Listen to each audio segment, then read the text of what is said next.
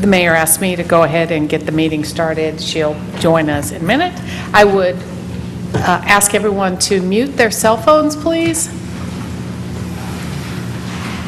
Welcome to the October 24th City Council meeting. If we could rise for the Pledge of Allegiance. I pledge allegiance to the flag of the United States of America and to the republic for which it stands, one nation, under God, indivisible, with liberty and justice for all. Okay, great. So we don't have any proclamations tonight, so we'll go ahead and have the consent agenda. Does anyone want anything taken off the consent agenda or want to discuss it?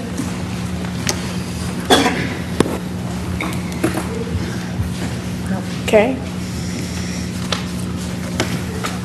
So I'll open it up to public comment. This is moving rather quickly. Come on up. I think we need a motion. Oh, we need motion first. I I'm move sorry. to approve the consent agenda. Second. Okay. Now, open it up to public comment. Please state your name.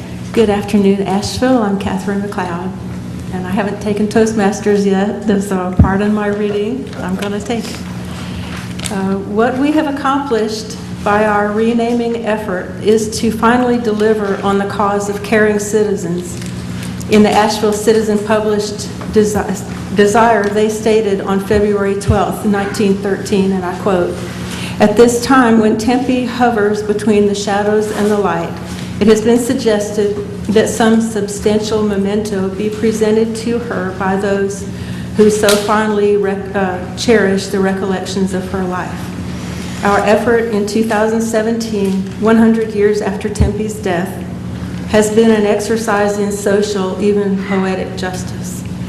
To all who have participated and to all who view this as a pleasant civic lesson, please look forward with us to the completion of the Tempe Avery Montford Center site renovations in 2018, when we will together unveil the new sign and historical marker there, refreshing Tempe's demonstrated kindness to the people of our city.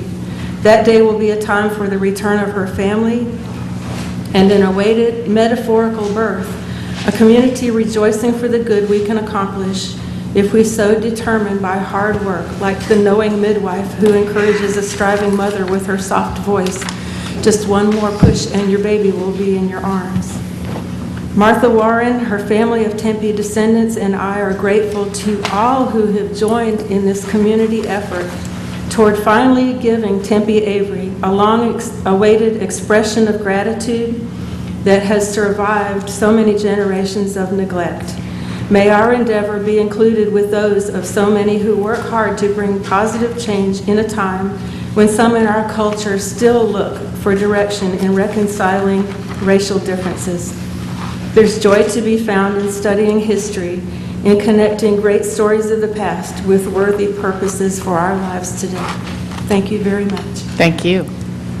Vice Mayor, I know that the mayor has been detained, but I think she wanted staff to make a couple comments about item number N after the public has commented, and I think Scott Barnwell is here to do that.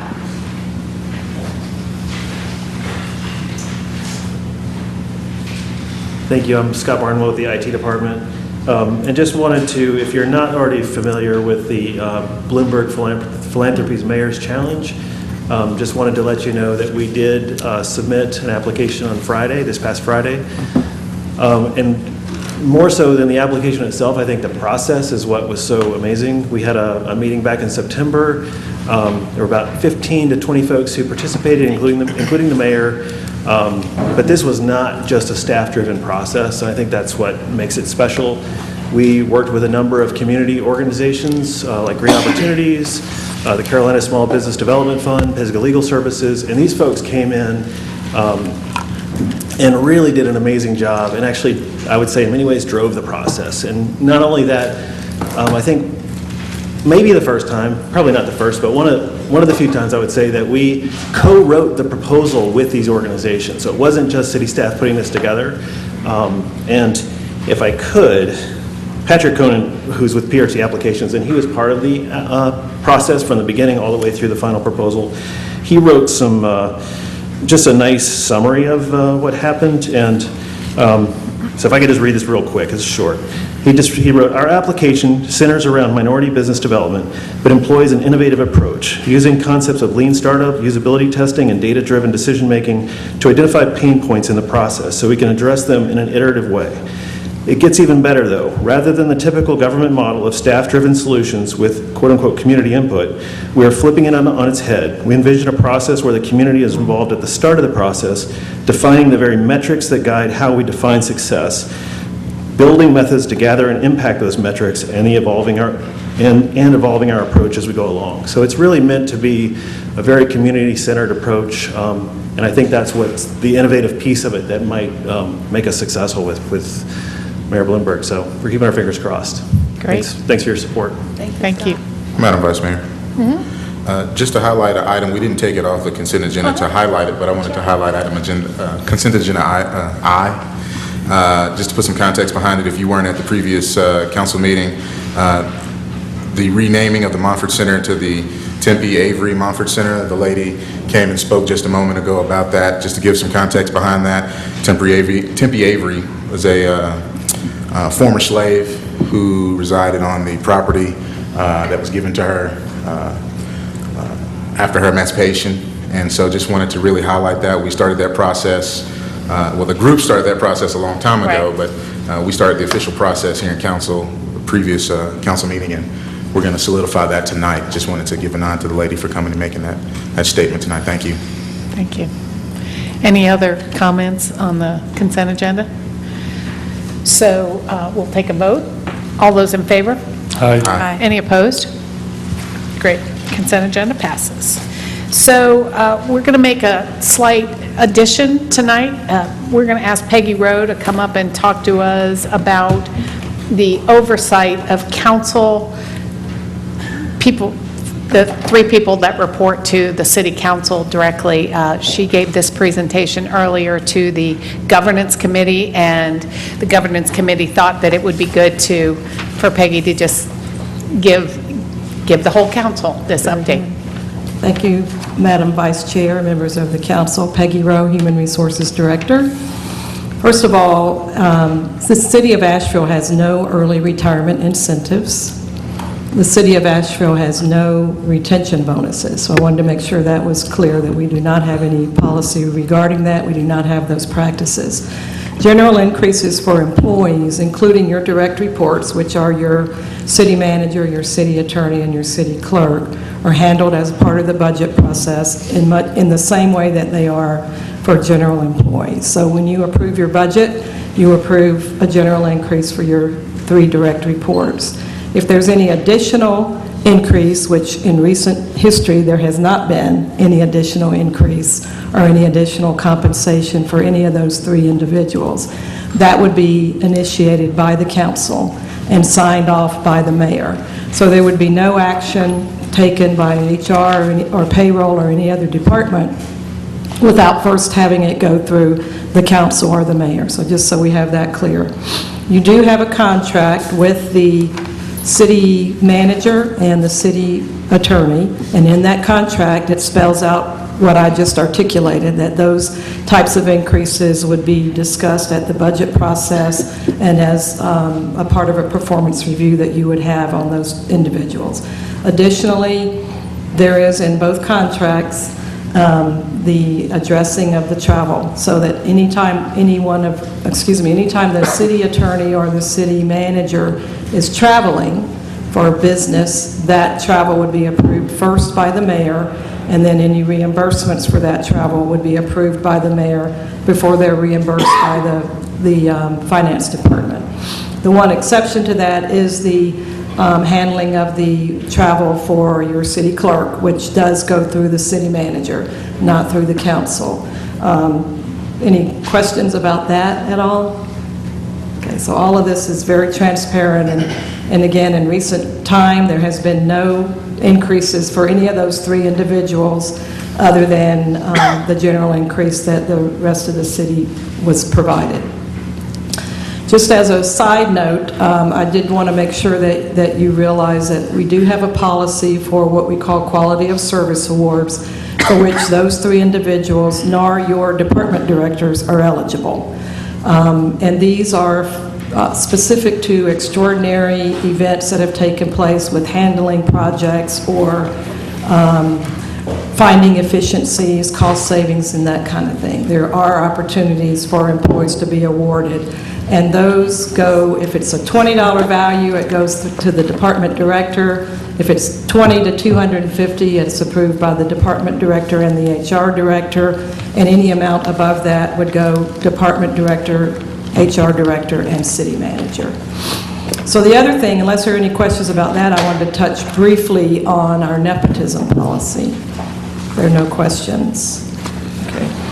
Nepotism policy, and just let me also say that these practices that I just went through with you have been in existence for a long, long time. These are not new policies or practices. They've been in existence for many, many years.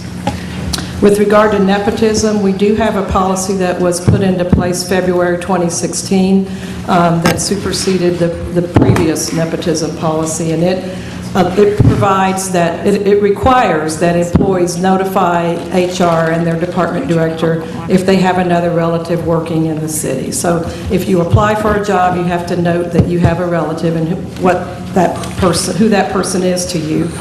And we also require that if you become relatives with someone after you're employed, that you complete a form that indicates that you have entered into marriage or that your sister has married someone in the city, whatever it is required that employees let the city become aware of that. It states that there will be no direct reporting relationship between immediate family members or significant others. It also goes on to define those, and I won't read all of it, but just immediate family members, spouse, parent, child, sibling, grandparent, grandchild, aunt, uncle, niece, nephew, in-law, parent, child, or sibling, and step or half parent, child, or sibling. So we do have a policy. It is pretty clearly articulated, and we do make sure that employees advise us when they enter into any kind of relationships with other employees.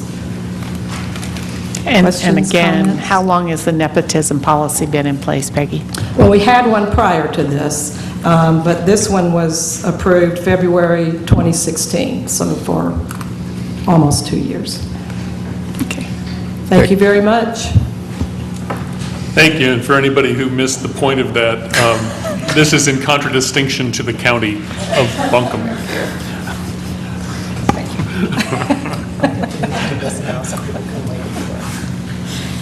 Yeah. Council, I have been made aware that there is a challenge to my ability to vote on the River Arts District form-based code overlay, and it requires me to consult with the bar. But the question came up too late. I actually just received it for me to have an opportunity to consult with the bar, so I need a motion to continue items. It'll be items B and C, I believe, because we have to do the parking. Madam Mayor, I'll make a motion to continue items B and C possibly to the December 12th meeting. Or do we need till December 12th, or can we just do the... November 14th is fine. That will give me plenty of, that's the next meeting, and I'll have time to consult with the bar. So what's the motion? Is that all right with you, the motion to move it to November 14th? November 14th is fine. Okay. Second. All right, that's a motion and a second to continue public hearing items B and C to the November 14th agenda. Is So there- maybe we want to just read which ones was on. And item B is the public hearing to consider an ordinance amending Article 8 of Chapter 7 of the Code of Ordinances to adopt the River Arts District form-based code for the Greater River Arts District area and the associated property rezoning. C is a public hearing to consider an ordinance amending Article 11 of Chapter 7 of the Code of Ordinances to remove river parking reduction area in its entirety. So those two are connected. Yeah, C is contingent on B, really. I mean, It's right, they're yeah. good, they're paired. Right. So we have a motion and a second to continue items B and C to the November 14th agenda. Is there anyone wishing to speak on the motion to continue items B and C? All right, all those in favor, please say aye. Aye. Any opposed? Thank you very much. All right, to continue with presentations, the next presentation is the Finance Committee recommendation to form an Aston Park Tennis Center Task Force. And Roderick Simmons is here to talk to us about this. Good evening, Mayor, Council. My name is Roderick Simmons, Director of Parks and Recreation. What you have before you tonight is a recommendation from the Finance Committee to take steps to review the business plan for Ashton Park. The city manager asked staff to look at what those action steps will be. So what I'm going to cover tonight are those steps that we will take in that process. To give you a little background, city staff in 2014 issued an RFP for operations of the Ashton Tennis Park with the goal of reducing the subsidy and looking at a long-range funding plan for capital. The city received one RFP, which is a proposal to evaluate, one proposal that the city staff evaluated that did not reduce the city subsidy, so we eliminated, or we did not approve that to move forward. After that process happened, the city finance department was charged with looking at creating an operational business plan and working with citizens to deliver that model. After a few months, the finance department worked with a focus group to bring those recommendations to the Finance Committee. In 2014, the Finance Committee approved the process and asked city staff to move forward with a 3-year process for operating the tennis center. At this time, we're approaching the 3rd year, and staff feels like it's a great time to review that business plan and see if it's actually meeting the goals and objectives that was outlined when it was created. What I have up here is a list of those action steps if full council decide to move forward with this process. Part of that is reconvening a task force to give all citizens opportunity to participate in the process. Also developing a process for public review and comment on the current business plan that we're following. And C, work with the focus group to develop that action plan, which will outline the goals and objectives, public engagement process for successful review of the plan, and reviewing the action plan with the City Finance Committee before moving forward to make sure we're all on the same page. D, using the public comment to review and evaluate the current business plan and make recommendations to the Parks and Recreation Advisory Board. And we also, with the direction we're moving with equity within the city and our department, would ask that the council consider us using the process of working with the Office of Equity Office to ensure that the process is fair and open with those recommendations that come to the Finance Committee. So I'll take any questions at that time if council has any. Thanks, Roderick, for coming forward with this. I think we did, for those who weren't there, and most of you were not there, we did have a good discussion at Finance about the fact that Aston isn't sort of where we all hoped it would be at this point. So appreciate your embracing looking at it again and trying to figure out the plan moving forward. And this looks like a good process to me. I just want to point out to council that we have at our places a memo that was essentially presented to the Finance Committee last month, and it has been brought to us by a group of residents, tennis-playing residents, who are very interested in ensuring that Aston Tennis Center succeeds, and they essentially they proposed a very similar thing, which is a new task force to look at why what hasn't been working, do some analysis around similar tennis centers across the region, and then really asking the question of what does success look like at Aston and how do we get there.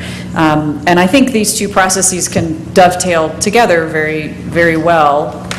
This group that we have a memo from, and there are some representatives here of that group if we have questions from them, but they recommended some individuals who might be a part of that stakeholder group. Some of them, at least 2 of those people, were on the original focus group. And I guess what I would like to suggest is that we adopt the recommended process that Roderick has outlined, with the addition that the folks who are mentioned, the people and entities that are mentioned in this memo, be included in that, as I understand Roderick to suggest that they would be able to be. And then also that the scope of that scope of work, that business plan, be added to slightly to include the analysis and the questions that are in this memo with us. And again, that analysis is just looking at at similar tennis centers around the region and how are they successful and what's their mix of revenue and expenses and things like that. And then again, this series of questions about what does it mean, what will it mean for Aston to be successful, when will we know that we've gotten there, that kind of thing. And again, there are some folks here from this group, if anybody's interested in talking to them or asking them some questions. And Roderick, just to be clear, this doesn't require council action, this is just under the presentations? Yes, ma'am. Yes, ma'am. And so then, Roderick, maybe since there is no vote, I guess I would ask, do you have any objection then to those two things that I recommended? That those folks could just indicate to you that they would like to participate in this process and bring some of these other questions to the table? Absolutely. We encourage citizens to participate, and a lot of those questions is on the list, is the process we used last time. That's right. With evaluating the business plan. That's right. Okay, thank you. Okay, thank you. Are there any other questions? So normally, we don't take public comment under presentations, but if you're here on this topic and you want to raise your hand and let us know you're here, please do so. I see a lot of ball caps back there. This isn't tennis ball caps? No. Okay, another item. All right. Just throwing me off there. Lawn bowling. Okay. All right. Okay. All right. Okay, we have two more presentations. Tonight we have our own Julie Mayfield is going to give us an update on the Energy Innovation Task Force. Great. So thank you for adding this to the agenda tonight. And I just want to start by saying thank you for designating me about, I guess it was almost 2 years ago, 18 months ago or so, to be your representative on this task force. Hold on, we were letting everyone on lawn bowling. I was trying to just do a little bit of fluff stuff as they were on their way out, but I'll just wait. Who knew? All right. Okay. So you have this memo in front of you, and for folks here in the audience and the thousands of people watching at home, I just want to apologize that I don't have anything for you up there. I will never again go on vacation the week before a council meeting, so this just got done this afternoon. So I just want to bring everybody up to speed and remind you what the task force is. So the task force is the body that we appointed as a joint project initiative between the city, the county, and Duke Energy. It has two primary goals, overarching goals. The first is to avoid or delay construction of a 190 megawatt natural gas peaking unit at the Lake Julian site. And then the longer term, broader goal is to reduce energy use in Western North Carolina, move to a clean energy future generally. The task force has been working for about 18 months now. You will remember during the budget price process earlier this year, I brought some recommendations from the task force for city investments to advance this work, and those are reflected here, and council approved a total of $202,500 for that. And again, you can see the projects there, the specific projects and allocations that were approved in that process. And on behalf of the task force, I will say thank you for that. That means a lot to that work. I will just note here that one of the requests for funding at that time that we chose not to fund was a $50,000 request for marketing the campaign, the public campaign that we knew was coming.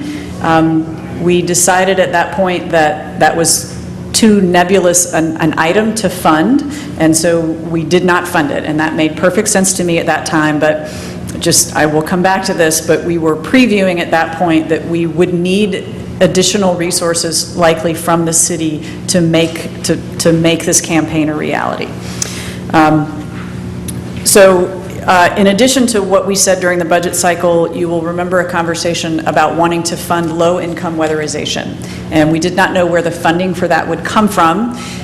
We do now, and that is that the city and the county actually applied for a grant from the Candida Fund, $150,000 a year for 2 years. We were conditionally awarded that grant just a couple of weeks ago, so that's great news.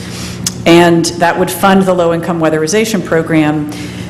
Candida has indicated they need, there were 2 conditions that came along with the award, and one of them is one that staff can deal with, the other is one that we need to deal with, and that is that Candida would like an indication that this is not just a one-and-done project, that this low-income weatherization project is just a piece of this larger energy innovation task force effort. It is one piece of our effort as a community to reduce our energy use and our reliance on fossil fuels. So I will be asking as we get to the end of this for some head nods that yes, that is true, so that the county can go back to the Candida Fund and indicate that our understanding of that.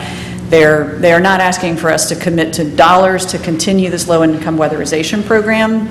They understand we can't do that. We can't bind future councils, but they do want some indication that, we're not just in this for 2 years and then we're done. And when I say this, I mean the whole effort around reducing our energy demand. So that's one of the things that I'll be asking us for head nods on later on. So in terms of where we are now, so we are now at the point where we are ready to roll out the community side of this campaign. So this has been 18 months of planning, 18 months of investigation, 18 months of figuring out how are we going to reach these goals? How are we in fact going to avoid or delay the construction of this peaker plant? How are we going to bring our energy use down overall? And we now have a series of recommendations from the Rocky Mountain Institute that have been approved by the Energy Innovation Task Force around specific programs that we need to be promoting. And the Energy Innovation Task Force has approved the creation of this community campaign. It's essentially a marketing campaign in which we are asking customers, we'll be asking different sectors of customers to do things. And to help bring down our energy use. The name of this campaign is going to be the Blue Horizons Project. We are this close to an approved logo, but I can't show it to you yet. But it's going to be very exciting.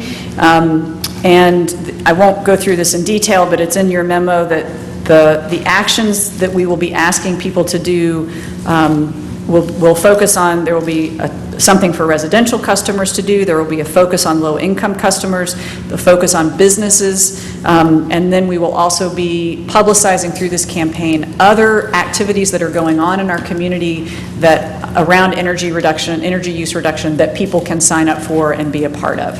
So this is really the glue that is going to bind together a lot of efforts that are happening in our community around energy right now.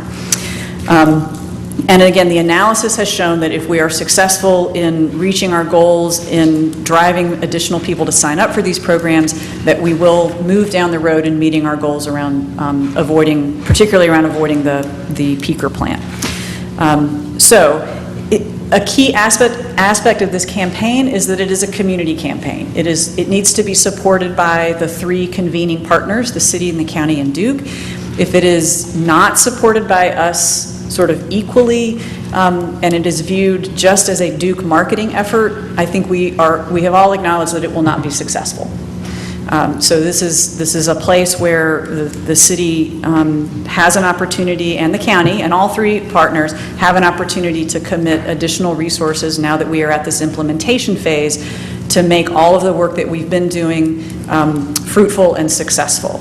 And so specifically, and I'm now on page 3 of the memo, there are some specific additional resources that I am coming to ask council to approve today to make this campaign successful. And I am going to go through these again on page 3. So the first is, most of these again are staff time, and then there is a specific dollar amount that I'll get to in just a minute.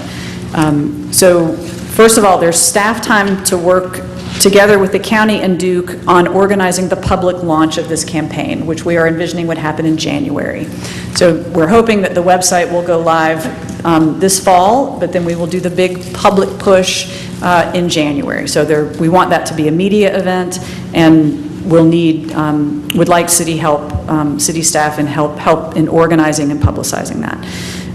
Staff time in helping to implement the communications plan. So a communications plan is being developed by the same firm that has developed the logo and the website and all of that.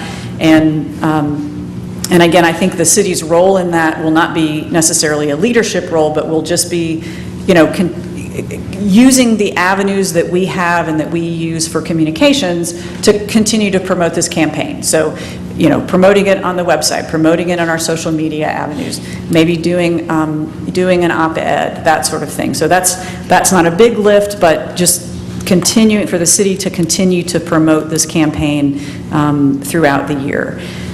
Staff time in working with Duke and other community partners to identify and engage neighborhoods to be the focus of Duke Energy's Neighborhood Energy Savers Program.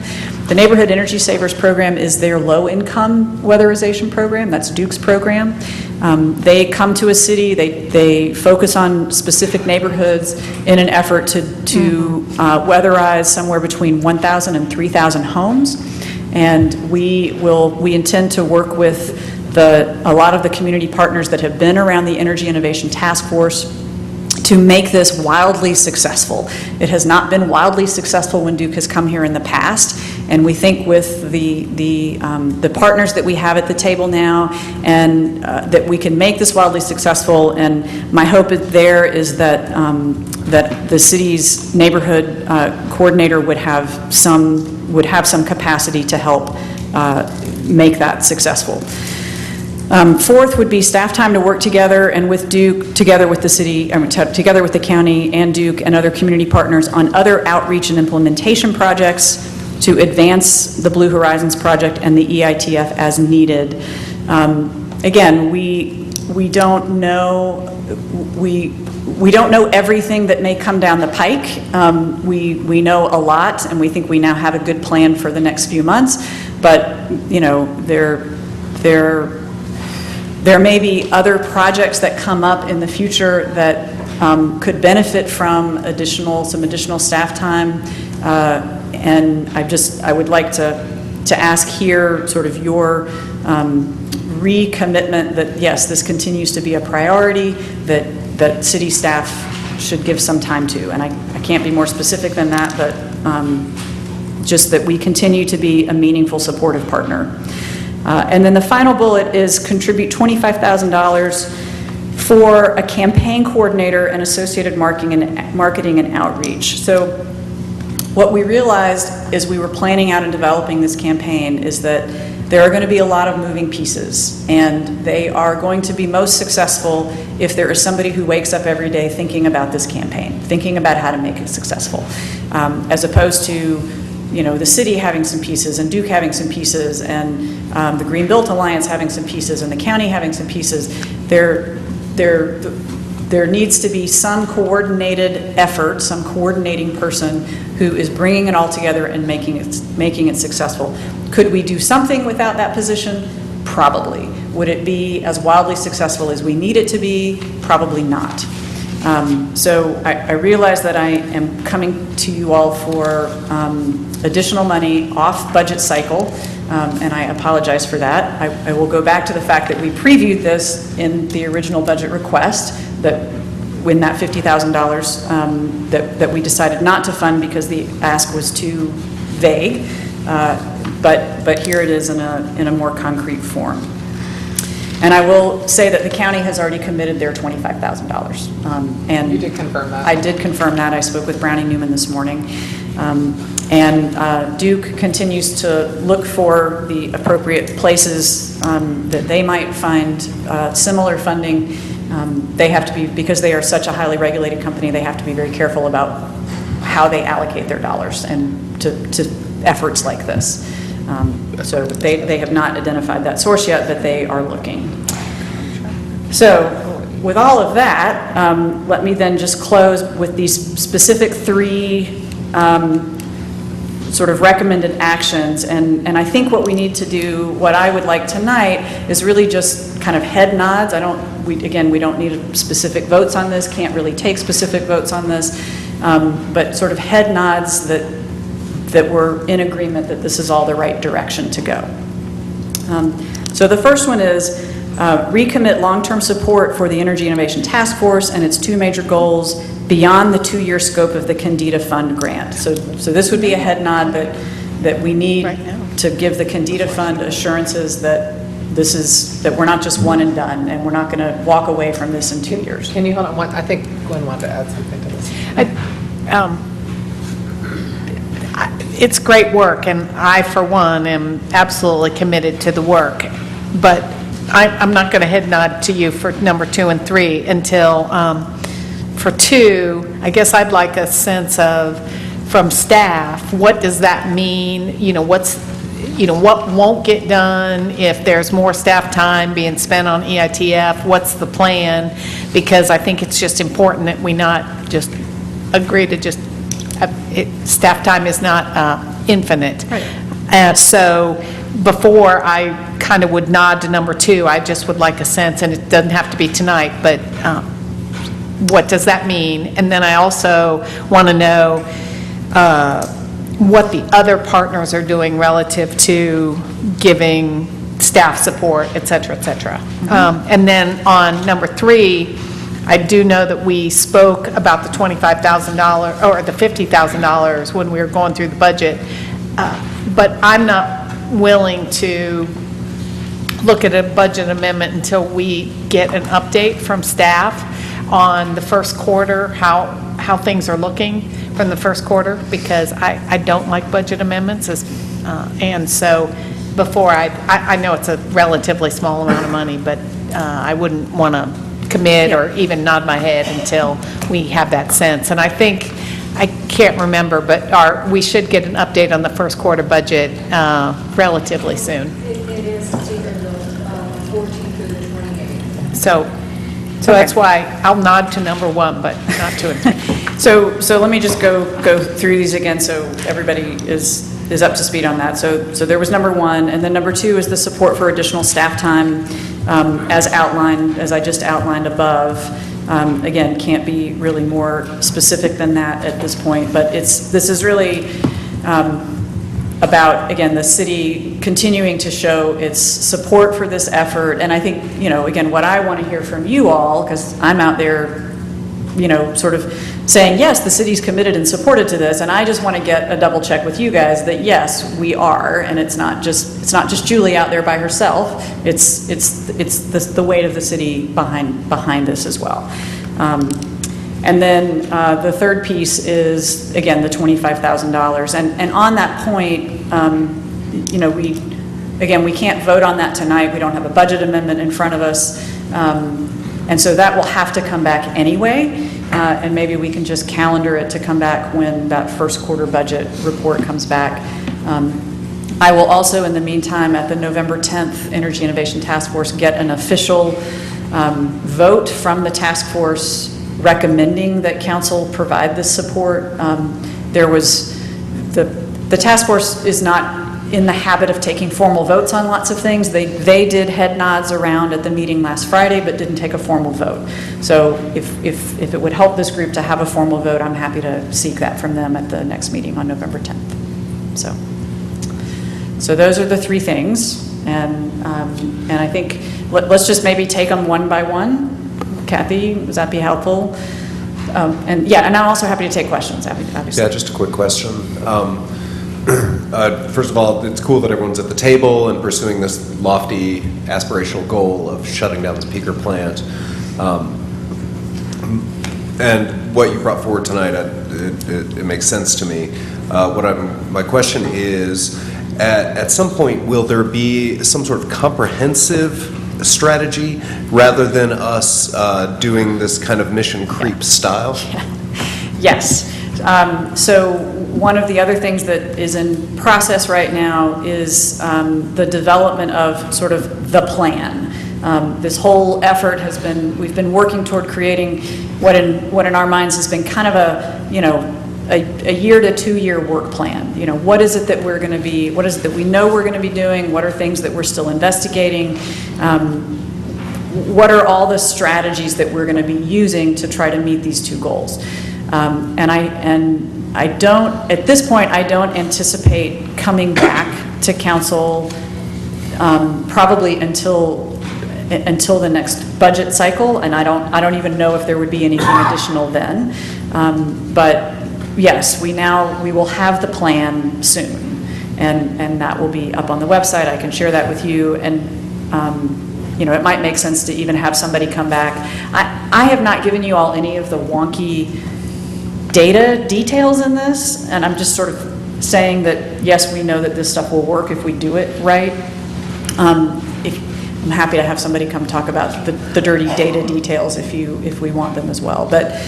But to your point, I do hope that this is the last, again, at least until the next budget cycle, when there are other things that will have been teed up. Has the group created a deadline around that? Around the plan,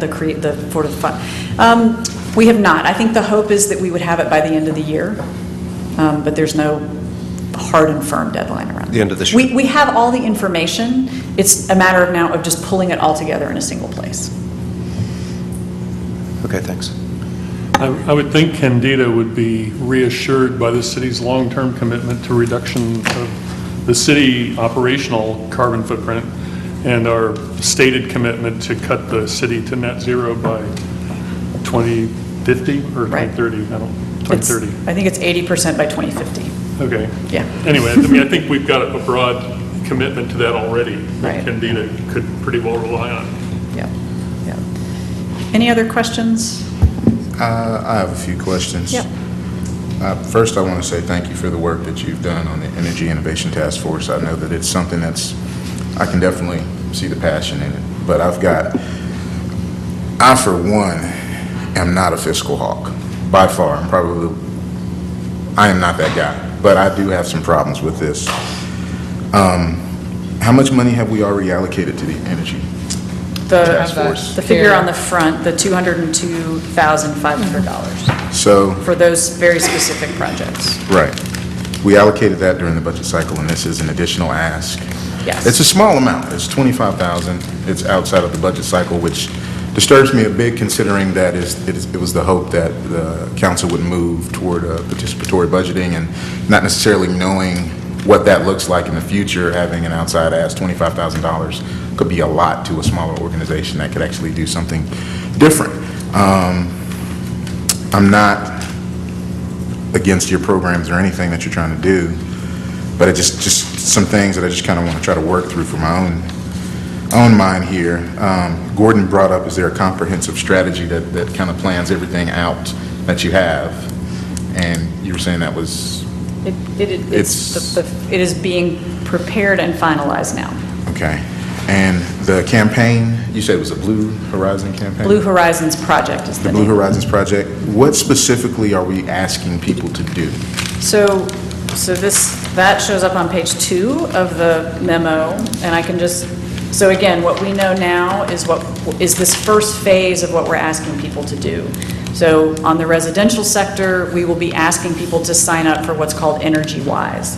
And that is the Duke Energy program that in which you allow Duke to come place something on your hot water heater and your HVAC system, and allows them to cycle those appliances off during peak energy times for brief periods of time to reduce their peak load.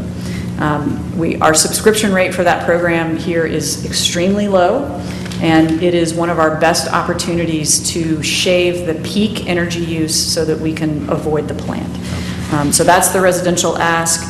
The low-income weatherization, those programs are going to be both the new city and county program and then the neighborhood energy savers program that I mentioned earlier.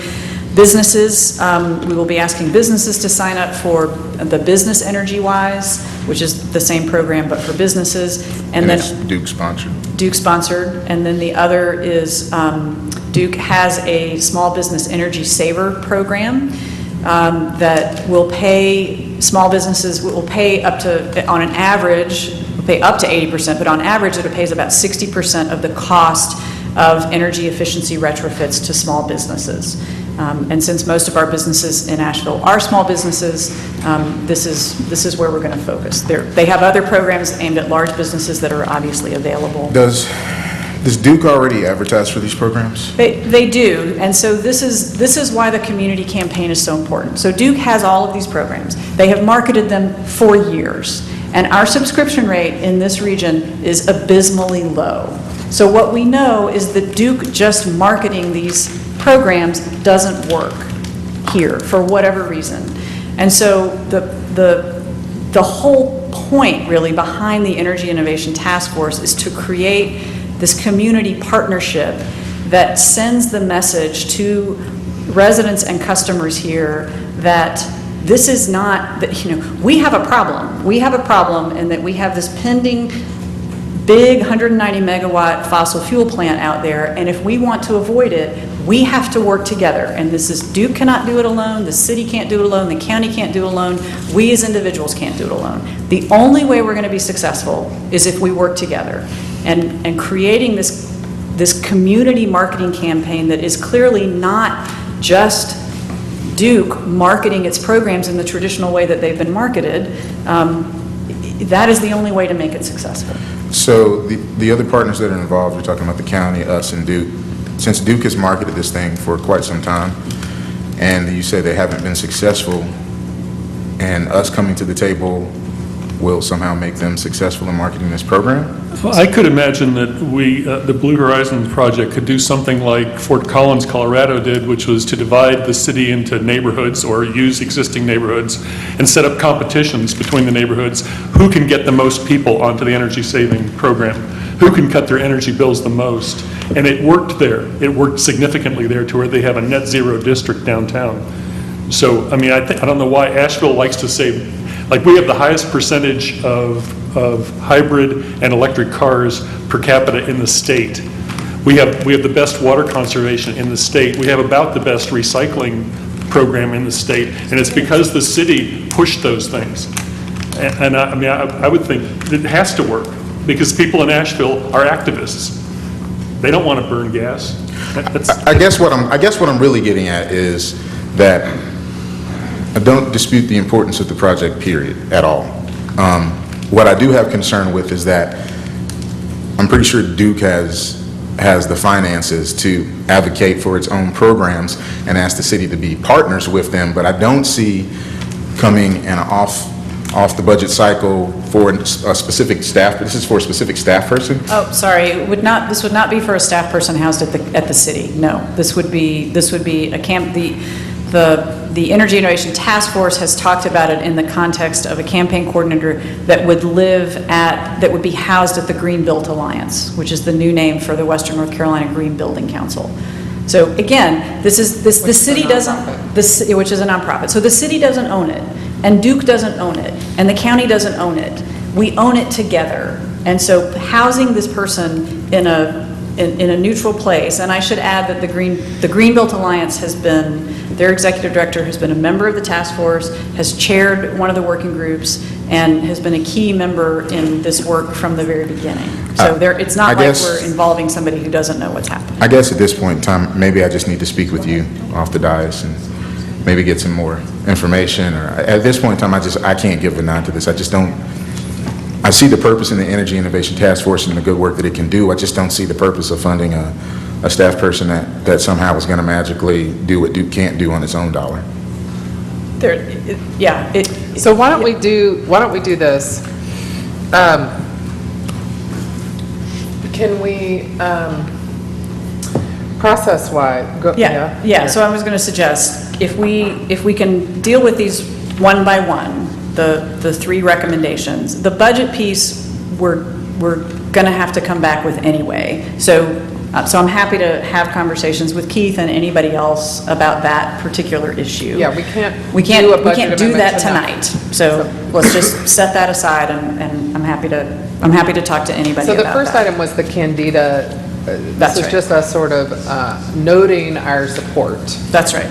With and our inability to find future councils. And our long-term commitment to continuing to reduce our energy use and commitment to the goals, the established goals of the Energy Innovation Task We're Force. like running way off the rails on presentations, huh, Maggie? She's 10 minutes. So Sorry. so do So we are there head have nods around that? a general support for the Candida piece of it? Yes. That's the weatherization program. Well, the Candida grant is specifically the weatherization program. They are wanting a head nod that once that money is done, that we're not going to walk away from our larger energy agenda. So that's what they're wanting. I'll nod to that. In my personal opinion, seems like that's the, one of the only things that kind of make a real impact immediately. So yeah, I'll nod to that. And so the second thing is, again, as we go to launch this campaign, the city and the county, so as we move into this campaign, again, for it to be successful, the city, as a key convening partner of the task force, needs to, in my view and in the view of the task force, needs to be willing to put some time into making sure that this campaign is successful. So, otherwise we will have spent 18 months doing work and then step back and say, okay, somebody else make it successful. And I don't think that's necessarily what we intended when we formed this task force early last year. And I think the concern is that if the city is not able to put some resources toward it, then, and this is staff time, this is not dollars, although staff time obviously translates into dollars, if the city is not supporting and promoting and advertising this campaign, that again, it won't be as successful as it could be otherwise. So that's really what number 2 is. And this much of it would be through the existing public relations department. Absolutely. I mean, I see that in the original 202,000, only 2,500 was set aside for city employee cooperation, which means we weren't thinking it was going to be a real heavy lift for staff. Yeah, and that's actually even a different point. That's $2,500 to educate and inform city employees about the opportunities available to them. So that's not the external. Okay. That's not the external marketing piece. Anyway, So how this actually works, applying more staff time to support the commission is an administrative decision. This is more asking whether or not a majority of council supports the administration applying more staff time to supporting the commission. That's right. More than what's happening right now, which is a very basic level of support. That's right. yes. Yes. I'm not going to give a yes. I'd rather consult with the city manager to see where staff time is being allocated right now. Considering that we have a hefty bond project coming up, not necessarily knowing where staff time is going to be spent. So I'd have to give a no on that one. Okay, we're Not yet until I hear from staff the answers to those questions. What's gonna drop off? Are these head nods binding on 2 and 3? Head nods can never bind. Yeah. Well, and the first one isn't, the first item we did on the Candida isn't anything to really vote on anyway. Right. It's just indicating support. We've never done anything like direct the city manager to do something with staffing like this that I can think of, and I'm not exactly sure how it would work. I mean, I think we have some tension around this commission because it's a little bit of a stepchild in terms of the way it's being treated from a city perspective. And I think what you're saying is for it to be more successful than it is, it's going to need more robust staff support. And how that works is not something we don't get into micromanaging, and we're basically not allowed to do that. But I think what you're asking from us tonight is just to show our indication that there be more support shown for this commission from a staffing perspective. Right, and so that when there are things that the city that it would be helpful for the city to participate in and be a part of, it isn't just me sitting there at the table. That because I can't do anything. I can't do anything. I can't commit the city or the city staff or the city dollars to do anything. And so what I'm asking you all for is to say, yes, we continue to think that this work is important, and we continue to think that the city as an entity ought to support it, and that the city manager ought to put some staff resources toward it as appropriate. That's really what that request is about. I'd say for me personally, I wouldn't preclude myself from saying that I wouldn't want to allocate staff toward this project. However, and we haven't been in that realm before, not saying that we won't ever go there, but I would really like to have some relay information back to what staff's limits are at the current time, at least, before I give a nod. Sure. Okay, So that's fine. I've gotten the main thing that I needed, which is diligently the first taking one notes for November about 9th. this, maybe. Great. So, and then the next piece is the funding piece, and because this was embedded in a presentation and it's not being presented to us as a formal budget amendment, it would need to come back to us. And, you know, in concept, I am supportive. We created the task force, and we knew what the task force was going to do. We didn't know what all the pieces would be and what the price tag would be for each of the pieces. And I do think that it's important for us to operate within the fiscal funding cycle and not to have budget amendments, because we typically only use those for unforeseen circumstances.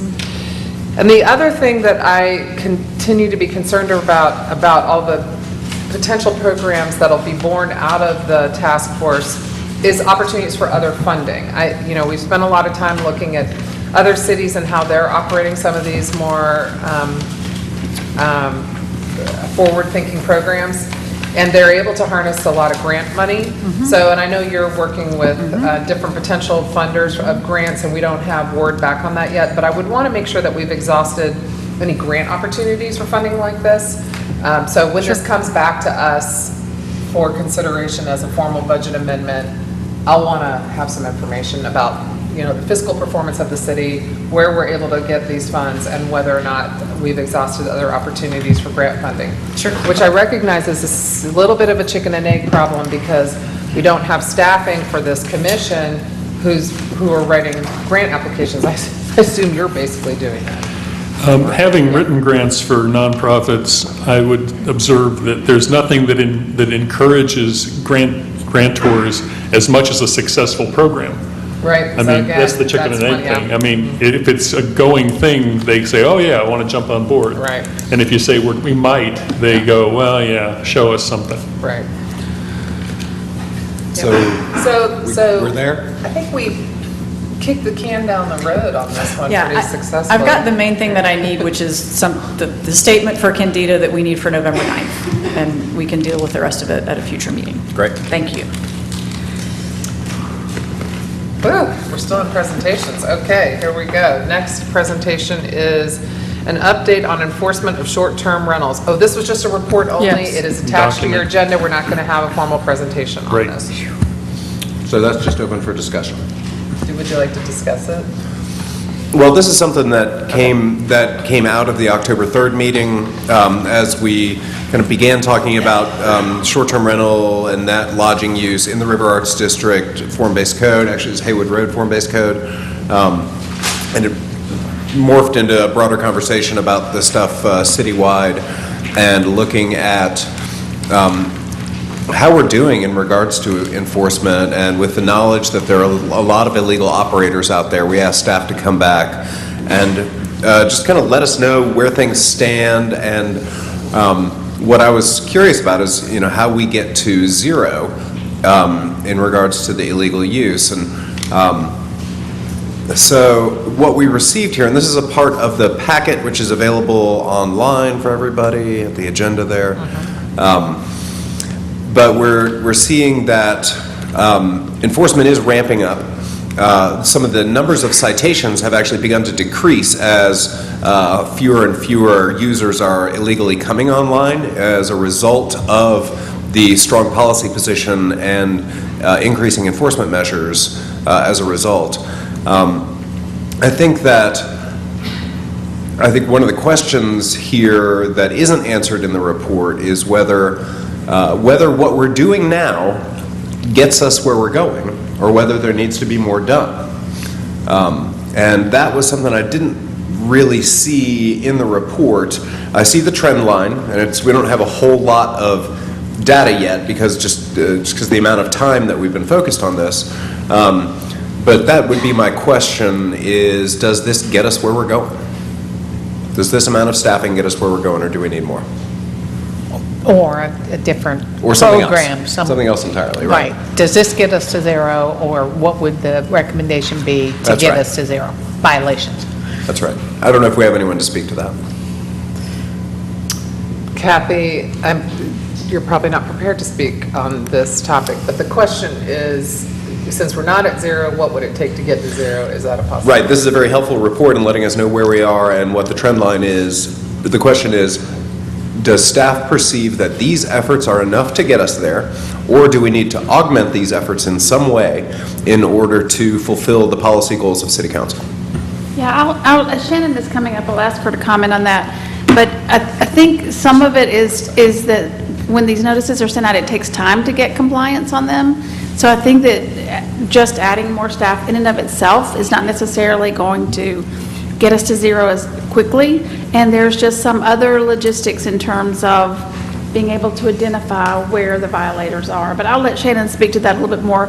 We've had some conversation around it, but I'll let her provide more information. Thank you, Mayor, members of council. As Ms. Ball has indicated,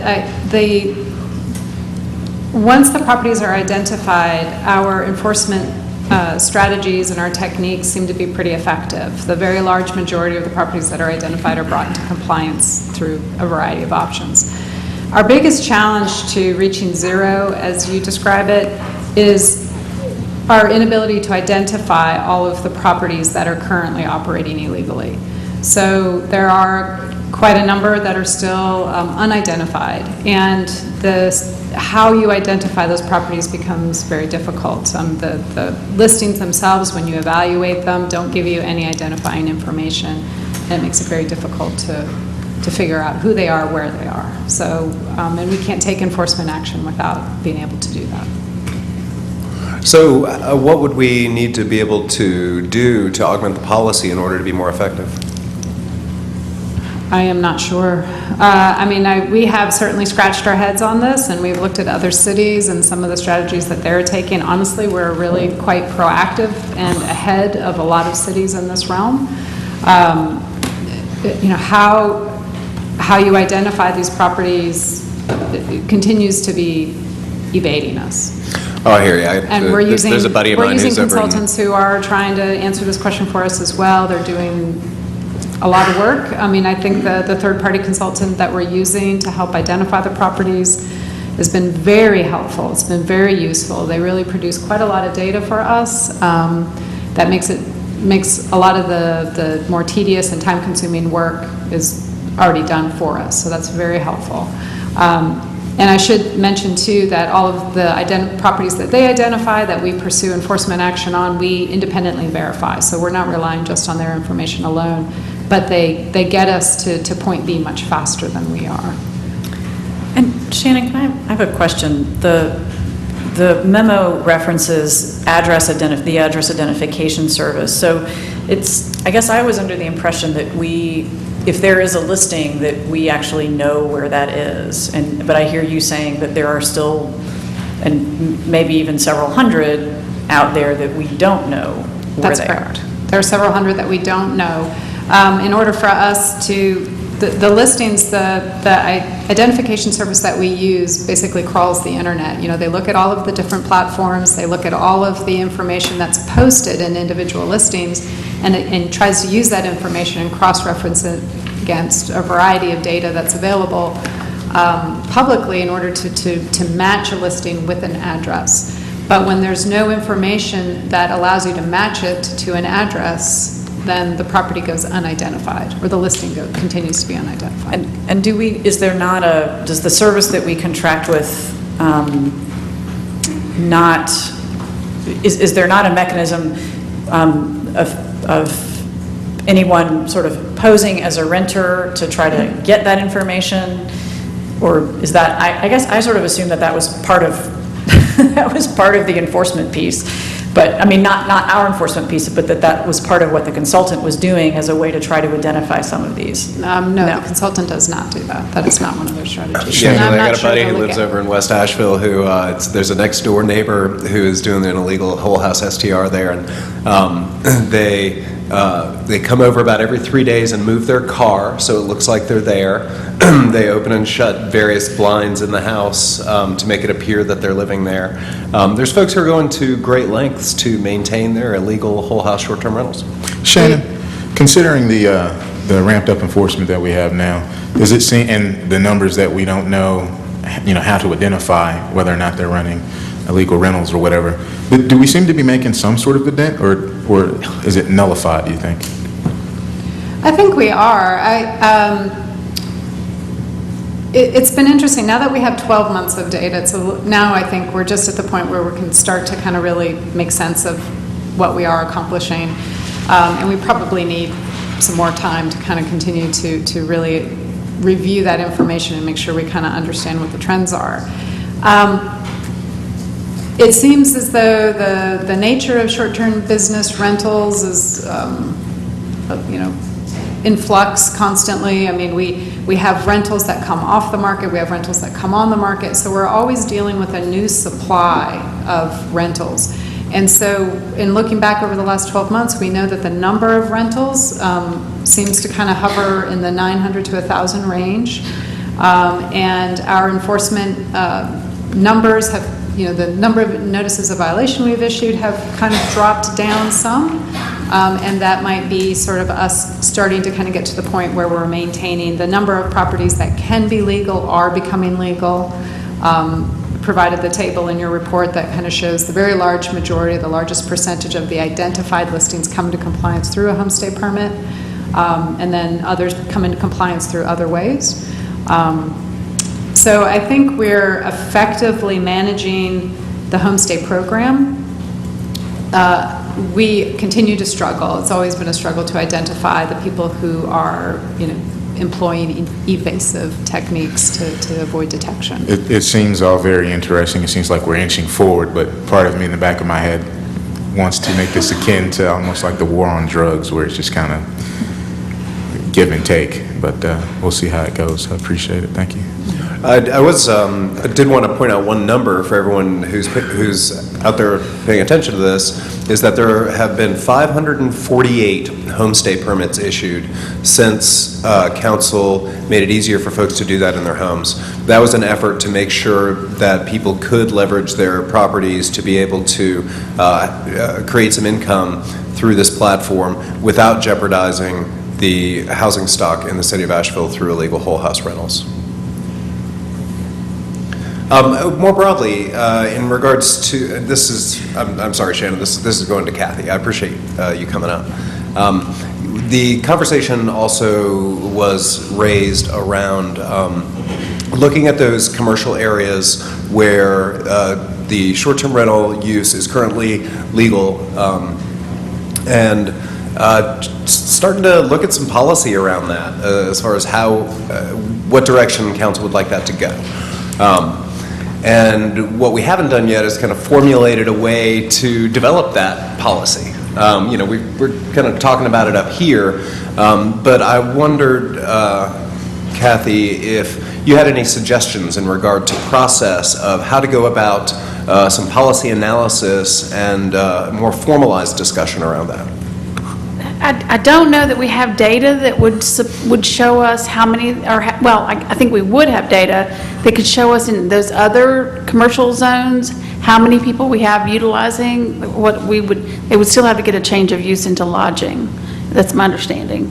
So we could take a look at the other uses and where we're finding short-term rentals occur, say, in the other river district or other zoning. So we could provide data that would, I think, drive us to the point of saying, where do we think we have potential conflicts based on council's direction, where we could have conflict between neighborhoods and these short-term rentals occurring. Like my example is a river district, just because that's the one I'm thinking of.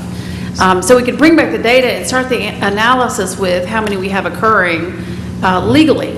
I mean, that still does not help us with how many could potentially be happening without that. I think that would be the beginning point, and then trying to target where council views that those have the most impact on the quality of life for the citizens.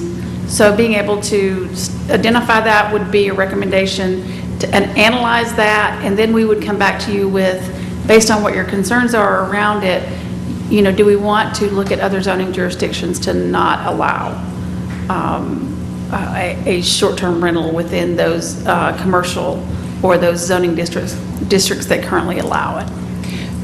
So I would support starting that process and especially showing how many new short-term rentals are being applied for or have become legal within the commercial zoning areas, because we're hearing that a lot out in the community, that there's commercial properties that are flipping into short-term rentals. So even though it may not have been a housing use before, we've now, we're converting, or people are converting small businesses into short-term rentals. And so I would support starting to get that data, and then if staff could come up with kind of a plan on, well, what would you do to study this issue so that council could move forward one way or the other on it? Because it continues to come up, the fact that it's legal in sections of the city. But That sounds like a great idea. I can suggest a process. I can do this very easily because I won't be here for it. This is only by way of trying to do a little problem solving and move things along. There's a couple of different process options. One would be to just kind of move this to PED and start having a discussion there. Another would be to include it as part of the city council retreat that will be held with the next iteration of council. I'm not exactly sure what the date it would be for that, but to be able to have that discussion happen at that level would be another option. So those are just ideas, throwing them out there. I definitely support, as a first step, gathering the data and seeing how many legal short-term rentals we have, whole house short-term rentals we have, and where they are. That makes sense to me. And then I think maybe with that we can figure out where to pitch it after in terms of process. I think that will be pretty complicated if we cannot now know where the rentals are. I mean, These are the legal ones. we're only talking about the legal ones in the commercial districts. So within those areas, folks who are doing them legally have to obtain a change of zoning to a lodging. So we would be able to identify the folks who have done that. oh, okay. That's true even in places like the Central Business District where it's allowed by right? Is that true? It would, it still has to be a zoning. They have to get a zoning permit, so they should. Okay. Now, there may be people out there that are only illegal by virtue of their failure to get a permit and may not even know it yet, so. Yeah, that's my point, yeah. And they may be out there, so I don't know, I mean, we wouldn't have a record of that. But Shannon, anything else? So yes, if you're using this, if you're performing this use in an area where it's currently legal, but you have not yet secured a permit to do so, please know that that is required. So I had anticipated this question or this preference or need to identify where we've had these conversion of residential units into short-term rentals. So I've been talking with our development services staff about this to make sure I had understood what some of the challenges to that had been. We would have presented this information to you already if we had this information. The permit system that we use has some limitations. We cannot, all changes of use applications require, or all conversions of residential units to lodging requires a change of use application. These are processed as what we call level 1 applications. So when we sort for that information in our permit system, we get all level 1s, which includes a wide variety. So then we try to narrow it down by searching on keywords And that is only as good as the consistency of the people who enter these applications, and that they use the same keywords, and they don't. So we've attempted a bunch of different trials at trying to kind of come up with this information, and we've not felt confident about the data that we've collected, so we haven't been presenting it. The other limitation that we have is that the system doesn't allow us to search in a geographic area. So to just say how many occurred in the downtown, or how many occurred on Merriman Avenue or Hendersonville Road, we're not able to do that. So moving forward, we may be able to identify a specific subtype to the application, so that to make sure that that gets tracked. That's what we did to homestay permits about a year ago. So that's how we're able to have that data for you now.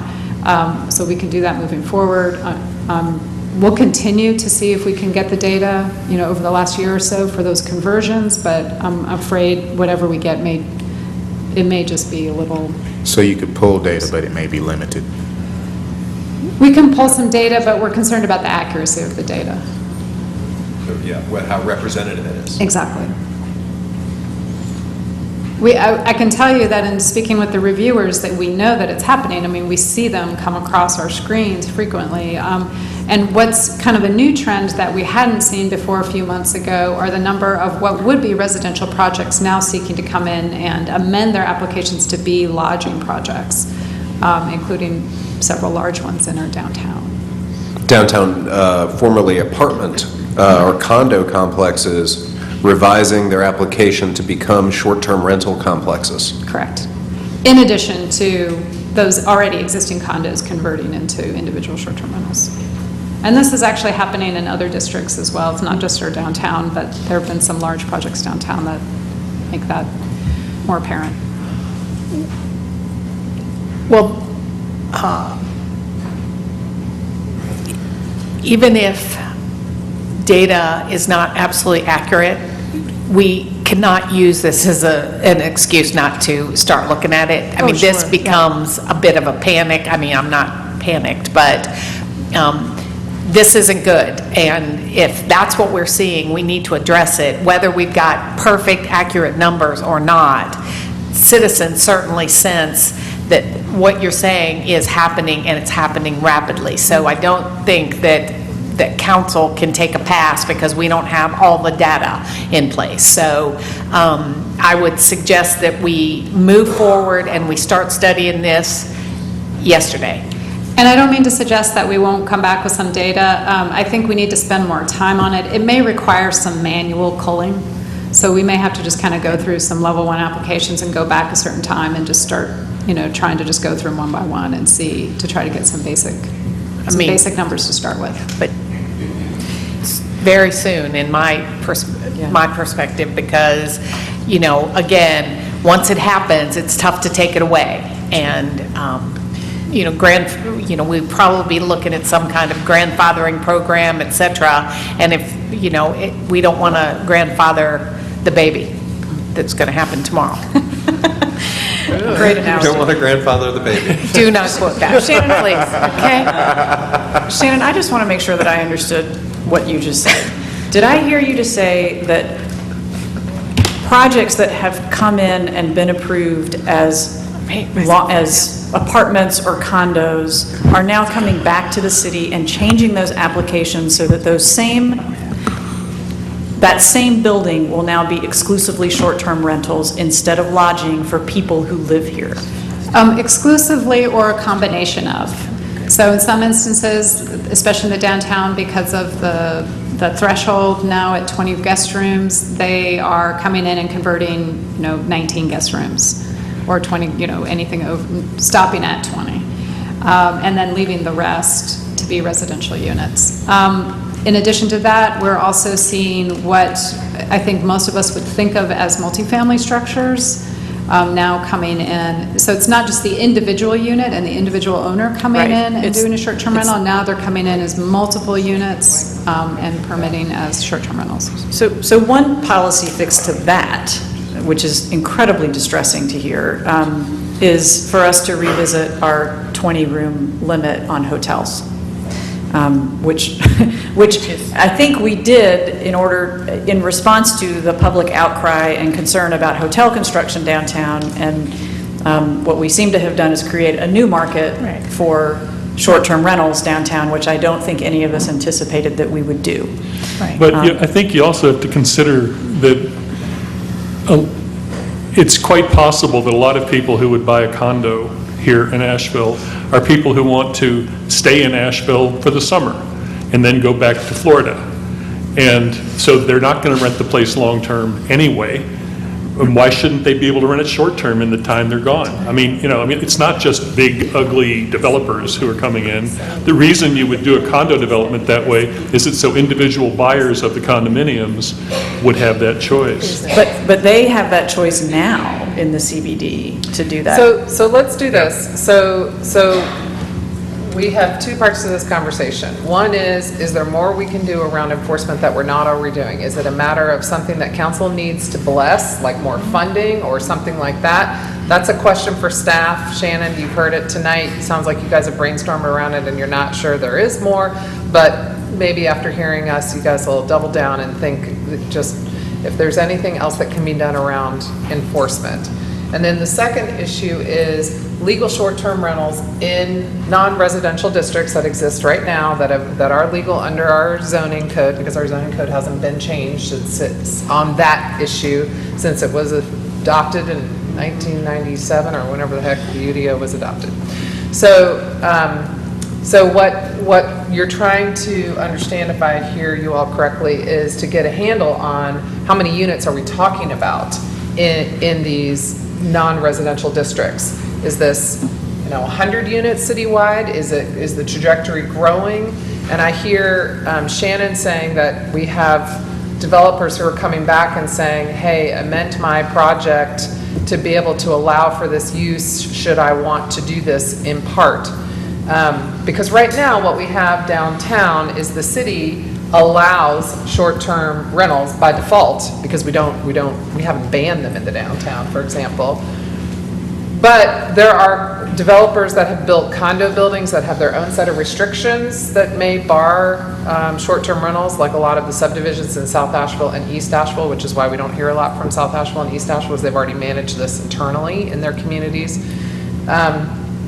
Or now we're starting to see what I would call sort of investment properties where people are buying them. Maybe they want to live here part of the year and they want to be able to rent them out the rest of the time so they can make them income producers for some reason.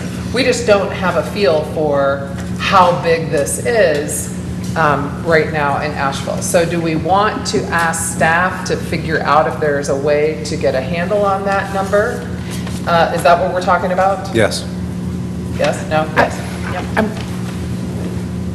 But also, yes, but also. then one step further. Right, but then the next step is we need to start looking at policy around how to start to control it because. Okay. Right. So what are options if we,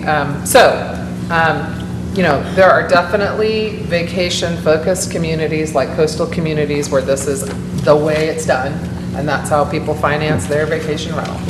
But I think we're having this community discussion right now about our future and whether that's the way we want to go, or do we want to continue to be a community that serves long-term residents. So I think what I'm hearing you all say is that we want staff to try to see if there's a way to measure this, and then if we want to address this as a use in the future, what would be the recommendations? Now, I'm sure you all, we don't need to tell you anymore. I'm sure you'll be able to have other cities you can look at as for examples on how they've dealt with it. We have our fellow brethren grappling with this issue across the country in Portland, Oregon, and San Francisco, and Austin, Texas, and Boulder, Colorado, and all the other great places that are being slightly squeezed by their greatness. So,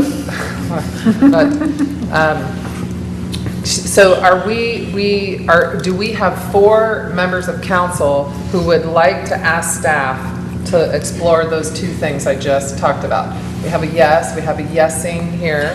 You got a yes from me. I think it's good that we get the most comprehensive information that we have, whether the data is limited or not, and be able to make a really decent policy decision, and also not rush staff through this, but give them the opportunity to put some things together for us. And so obviously, if it requires additional funding or something, or some way in order to perform this work, it'll probably need to come back here. But if this is something we can do in-house and you all can run with it, great. But this is our new thing where we just throw stuff at you impromptu in council meetings. So I'd also note that the votes on council might be very different after December 12th. Could be. And putting a whole lot of staff time into it between now and December 12th might, We're in it's hard to transition, predict. that's for sure. Well, Yes. those folks who will be coming in are still going to want good data to make their policy decisions with. I guess, yeah. Yes, Okay, I so would like to say one thing here. What I would like to see is as much data as possible by the time that we have our council retreat for the new council. Yeah. Because I agree. we will have a new council in just Right, over that- a month, yeah. and that's who will decide how this is going to move forward. I was going to say something too about the commercial condo applications. Keep in mind that the way it's written now is that each individual condo unit is a dwelling unit, so that ultimately that decision is going to be on each individual owner. So even if you got permitted as residential and you had 50 units, each one of those people could come in and convert it. So it's just going to come down to owner by owner, the way it's written right now. Okay, well, have we finished presentations here at 6:30? All right. We have two public hearing items remaining. The first is a public hearing to consider the conditional zoning of property located on 95 Robert Street from River District to lodging expansion conditional zoning for the renovation of an existing building for a lodging use with additional space for retail and restaurant uses. And Jessica Bernstein is going to present this topic. Thanks, Mayor, council members, members of the public. As was stated, this is a conditional zoning request for a lodging use. This is a use in an existing building. As you can see on the Exhibit A map, the project site really consists of a single parcel. It's at 95 Robert Street. Just off of the map is the roundabout and the bridge over from the River Arts District. The site, as I mentioned, has an existing building on the parcel, and it is currently pretty much vacant. It is a former industrial use. The proposal is to renovate this historic industrial building for a 70-room lodging use and also areas for retail and restaurant space. The site's a bit constrained because primarily most of it is taken up by that building. You can see here on the site plan. There's a little bit of space on each side that is not developed right now.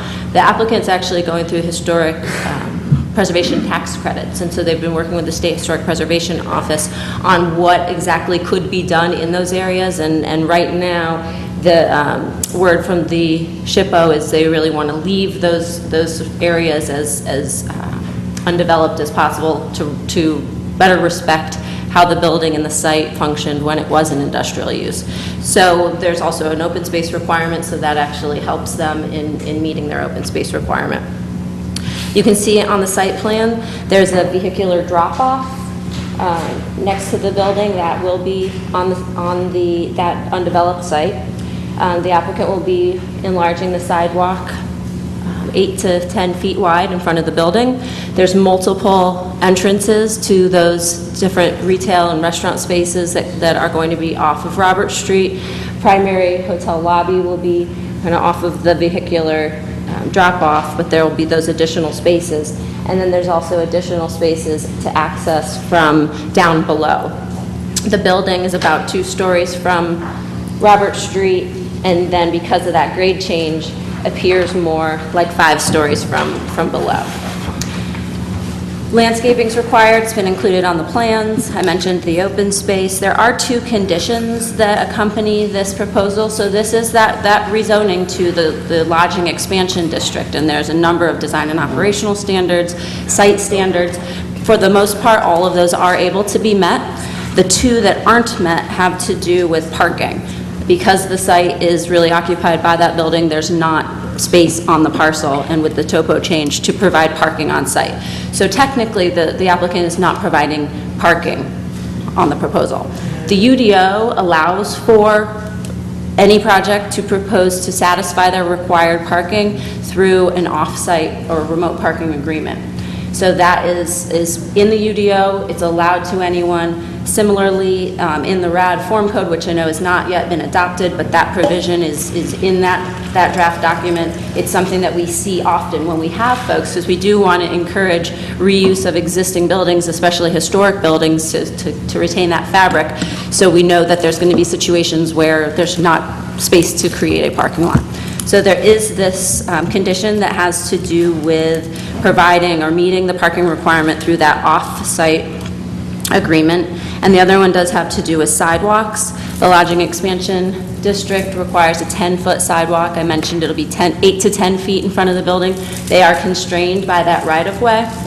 And then you saw on the site plan, it's not a part of the conditional zoning, since the conditional zoning is just on the project site itself. But because the applicant is working with that remote parking agreement, we just had them show that a number of parking spaces, 75 parking spaces, they anticipate to provide down below the building, kind of along that Paynes Way. And then they will also be creating 20 parking spaces across Robert Street, and those will actually be city, public, on-street metered spaces. So that kind of, so those are two ways where parking is being satisfied, but it's not technically on the site. I mentioned everything else about the lodging expansion district is met. The project has gone through design review, was recommended for approval, and then approved by the full Asheville Area River Redevelopment Commission, approved with conditions by the TRC. They held their requisite neighborhood meeting, and a unanimous recommendation for approval by the Planning and Zoning Commission on the 4th of October. Staff has not received really any public comment about the project. And what did you say about the River Redevelopment Commission? Approval. Okay. They recommended approval. So staff does recommend support of this request. City adopted plans and visions for the area, expect lodging and retail and restaurant uses right now. Additionally, the project makes use of that existing historic structure, using the tax credits to renovate it that preserves the fabric and sort of the architectural character of the area, while they're not providing parking on site because of the inability of having space to put the parking. They are being creative, creating those city spaces that will be a benefit to anyone in the public to use, and then utilizing that railroad right-of-way. So, because of those reasons, staff does support this request, but I'm happy to answer any questions. Does anyone have any questions? I do. So the remote parking agreement, how does the city enforce this? 10 years from now, say there's some argument, not that anybody in this city ever argues over parking, but what happens 10 years from now, and whoever the agreement is for the remote parking says, I don't want to do that anymore. Now, how, it's still part of the conditional zoning. The people still have an obligation, but yet now the building's been built, and so what? Right. Well, I think it's a little bit different with the conditional zoning in that you would be approving the condition that they would not provide parking. But for this and in other situations, that is I believe it's an annual check-in on the development, or I'm sorry, I don't have exactly how that's monitored with our development services department in front of me. But if some space were to become unavailable, then they would have to find space elsewhere.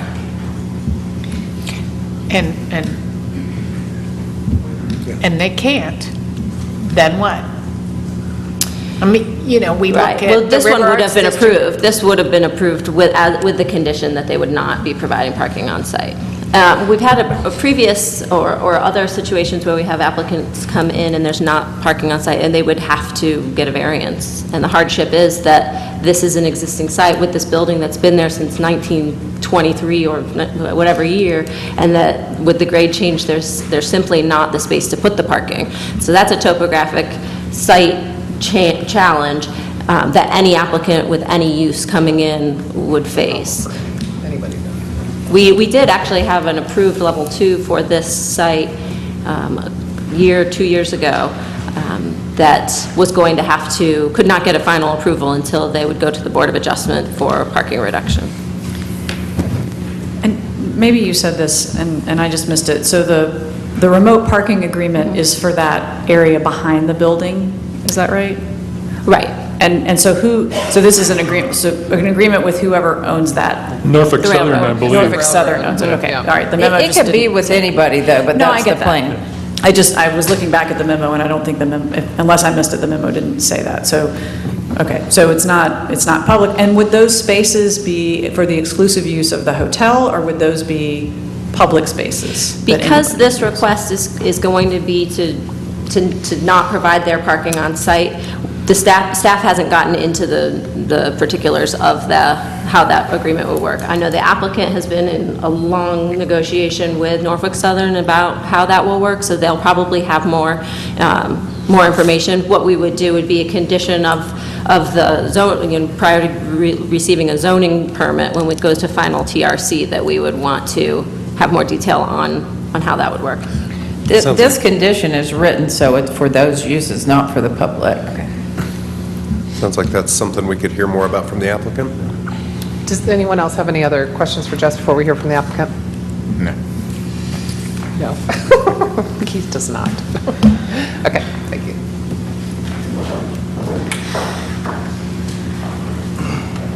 Thank you, Mayor, City Council. I'm Jesse Gardner with Civil Design Concepts. First,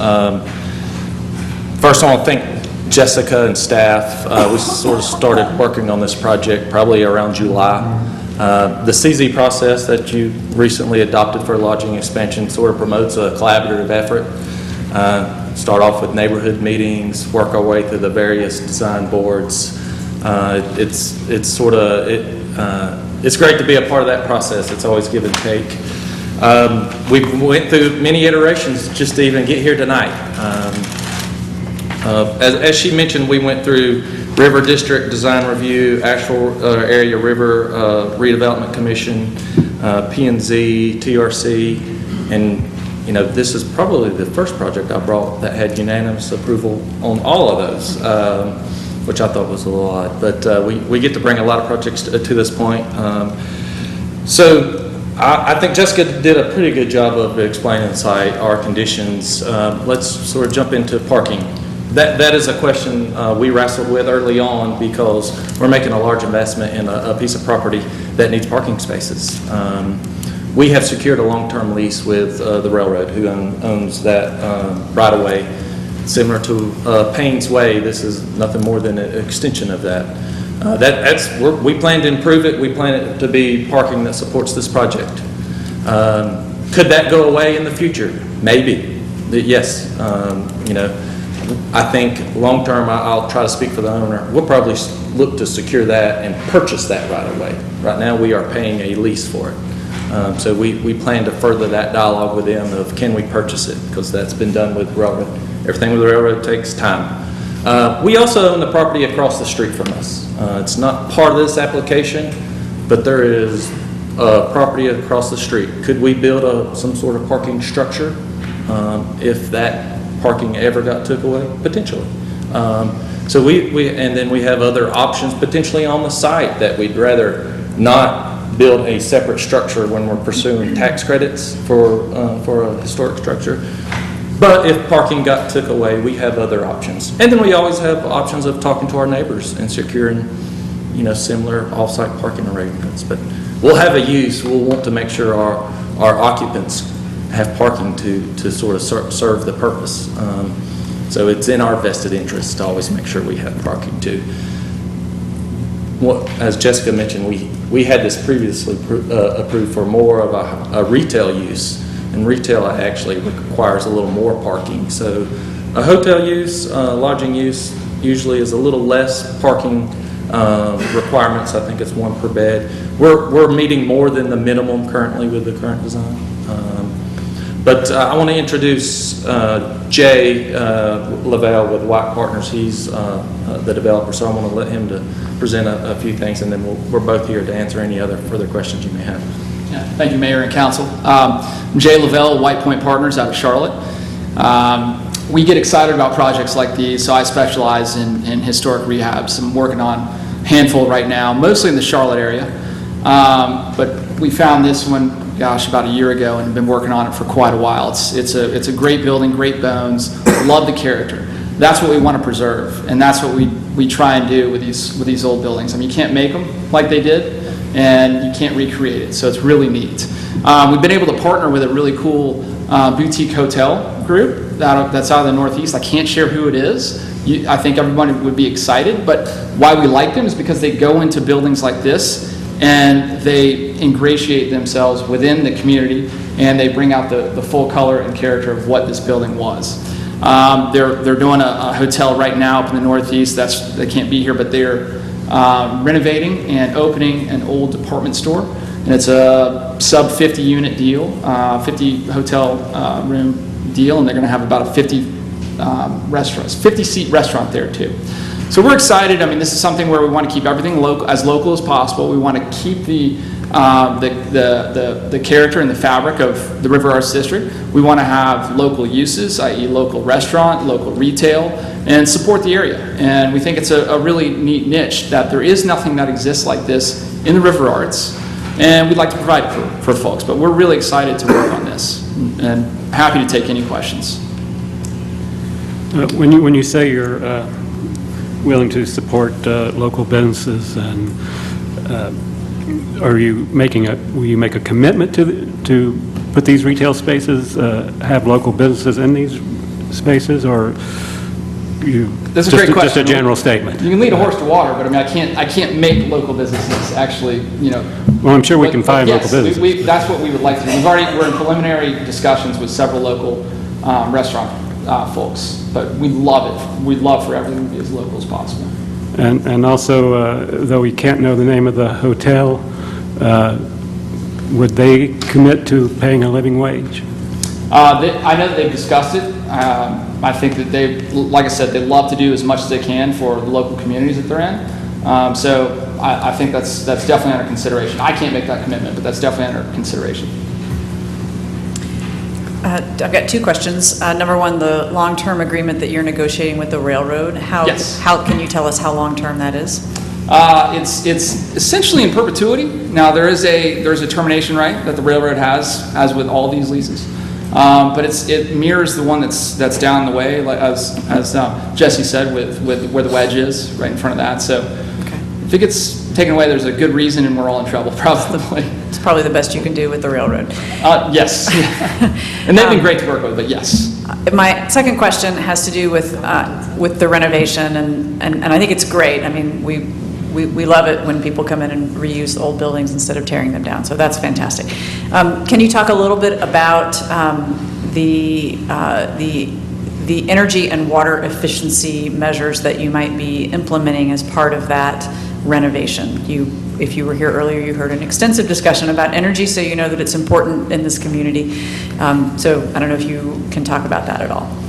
I would say it's a little bit above my pay grade with the MEP, where we're talking about efficiency, but I know that we want to do as much as we can. I mean, we're going to have a thicker roof, i.e. higher R value, because we want to keep the exposed brick. There's just so much that we can do. We're a little bit limited with SHPO and what historic will allow, but we definitely want to be as conservation minded as possible. I mean, that's what this area is about. So. Well, I might point you to, there is a green building standard for historical structures that was developed in Georgia, and you might look for that.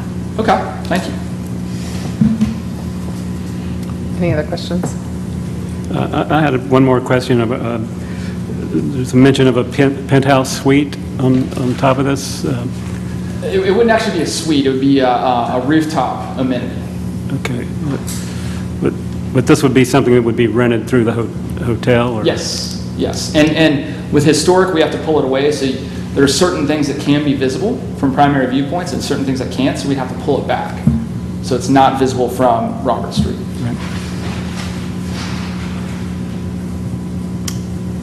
Any other questions? Okay, we're going to open the public hearing. At this time, I'm going to open the public hearing. If there's anyone here wishing to speak on this, please raise your hand. And so in the corner, so make sure to state your name, and the lectern will indicate your time. You have 3 minutes, and while it's green, you're good. Orange means almost over, and red means stop. Hello, my name is Anna Toth. Thank you, Mayor and council members, for hearing my concerns. I am an artist and a business owner in the River Arts District. I'm very familiar with the space, and I am also familiar that there is ample space on at least one side to include an additional parking structure. I am concerned about the inevitability of development in the River Arts District. While I know that change is inevitable, I also think that it's important that we consider how it happens.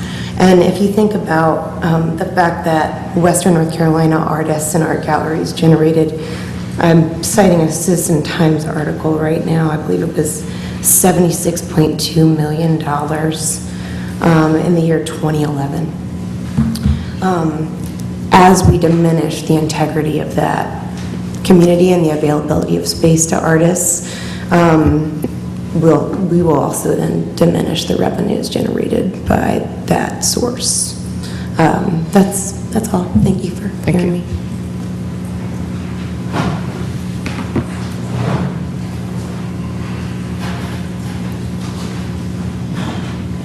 Good evening, Council. My name is Patty Torno. I am sort of neighborhood-wise known as one of the co-founders of the River Arts District. I've owned Curve Studios since 1989 and have been an artist in this town since 1984. I will say that we had a discussion at a RADBA meeting, which is the River Arts District Business Association, 2 months ago around this project, and pretty much around the entire table, the nods were yes and thank you. We really feel like there are challenges to the River Arts District in not making lodging available there. That is a concern with the form-based code, but it's also a concern for our livelihoods. What we see, and this is just anecdotal in the last 3 or 4 months since the AC Hotel has opened, we feel like there is a reality of people coming to Asheville, parking their car, and never leaving downtown. And we are seeing our numbers diminish somewhat. Whether the two have to do with each other, it's debatable. So I think that it is really important for Asheville's long-term health that we have some alternatives to downtown in terms of different experiences that you are able to get when you come to Asheville. Being able to come to the River Arts District and park your car and stay there for the time that you are in town seemed like a pie-in-the-sky dream. You know, when I got here, nobody would want to stay in the River Arts District back then. But now it is actually possible, and with the RADTIP improvements that we will see in the next 3 years, I think you are talking about a world-class amenity, and it would really be a shame if people could not come and experience that on a 24-hour basis. What I know from having lived in the River Arts District for the last 14 years, whenever we get partners that create eyes on a part of our district, that part of the district is safer. And so having a concern that is open 24 hours a day on Robert Street, I feel like would go a long way in addressing some of the crime issues that we have in the district as well, and that we have citywide. So for a lot of different reasons, just another piece is, you know, my business is about 80%, about 80% of my business comes from people from away. And so if we are allowed to have lodging in the River Arts District, the hope around the table at RADBA was that that would bring us a constant flow of new customers, and that actually should help raise that 76 million to a much higher rate. So for lots of reasons, thank you, and I would love to see this project happen. Thank you. Is there anyone else wishing? Yes, over here. Well, you go. Okay, yeah, you guys decide.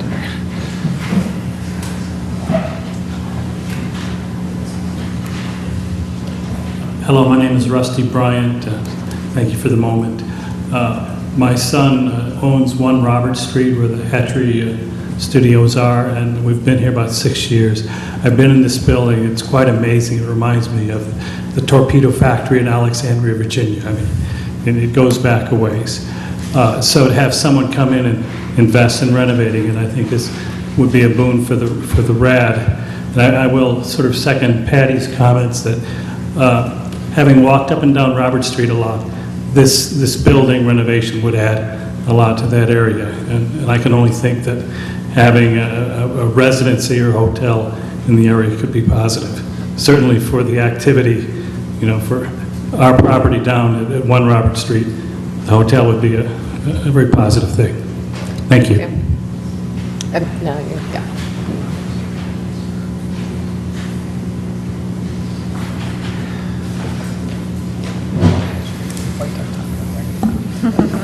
My name is Chris Fusting. It doesn't go any taller than that. Thanks for giving me a second. Like many people here, I think that developing the River Arts District is a great idea. I've lived here for 13 years, on and off. But I do think we want to make sure, to Mr. Haynes's point, that if we do develop this area, that we develop it in the way that makes the River Arts District special. For me, the River Arts District is special because it doesn't have stores like Banana Republic.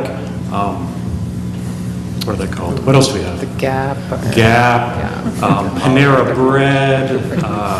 So it doesn't have those stores that I can find easily if I could take a trip to Princeton or many, many other downtowns that aren't as interesting.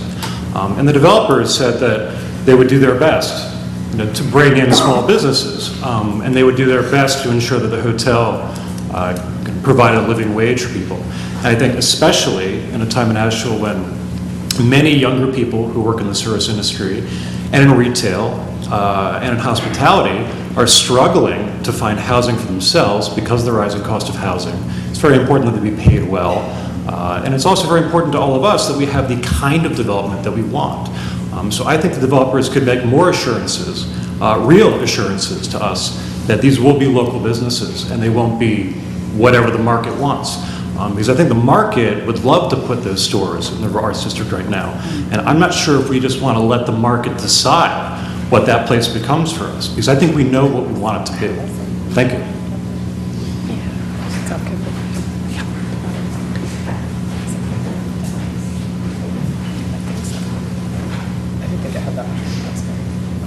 Hello, I'm Brandon Skupski, a business owner at 140 Roberts and an artist in town. I don't really know where to start, but I know the general consensus of Asheville residents, which I think we need to be really concerned about, is very anti-hotel right now, and this seems like a really good tool to at least stop and think about that. We have the tool in front of us to not rubber stamp another hotel. In regards to the other artists who make money off of the tourists, I agree. It's a great thing to get tourists down the River Arts District. There's other ways to do it. Public transportation, trolleys. We don't need to bring another hotel into. What happens when you bring those hotels in is you look at gentrification in any city, and the artists are left without their studios because those surrounding properties gain so much value and they're sold, and artists can no longer afford to work there. And I'm just going to throw that out there. Yes.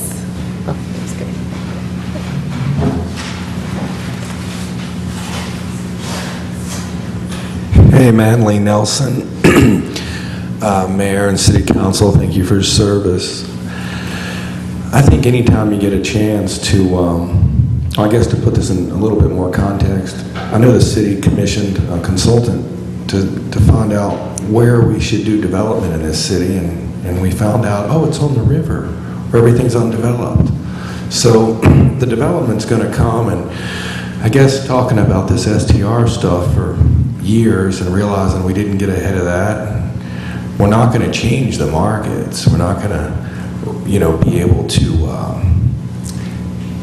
people are going to come here, and we have to provide what they need in the best way we can, as you all struggle with all the time.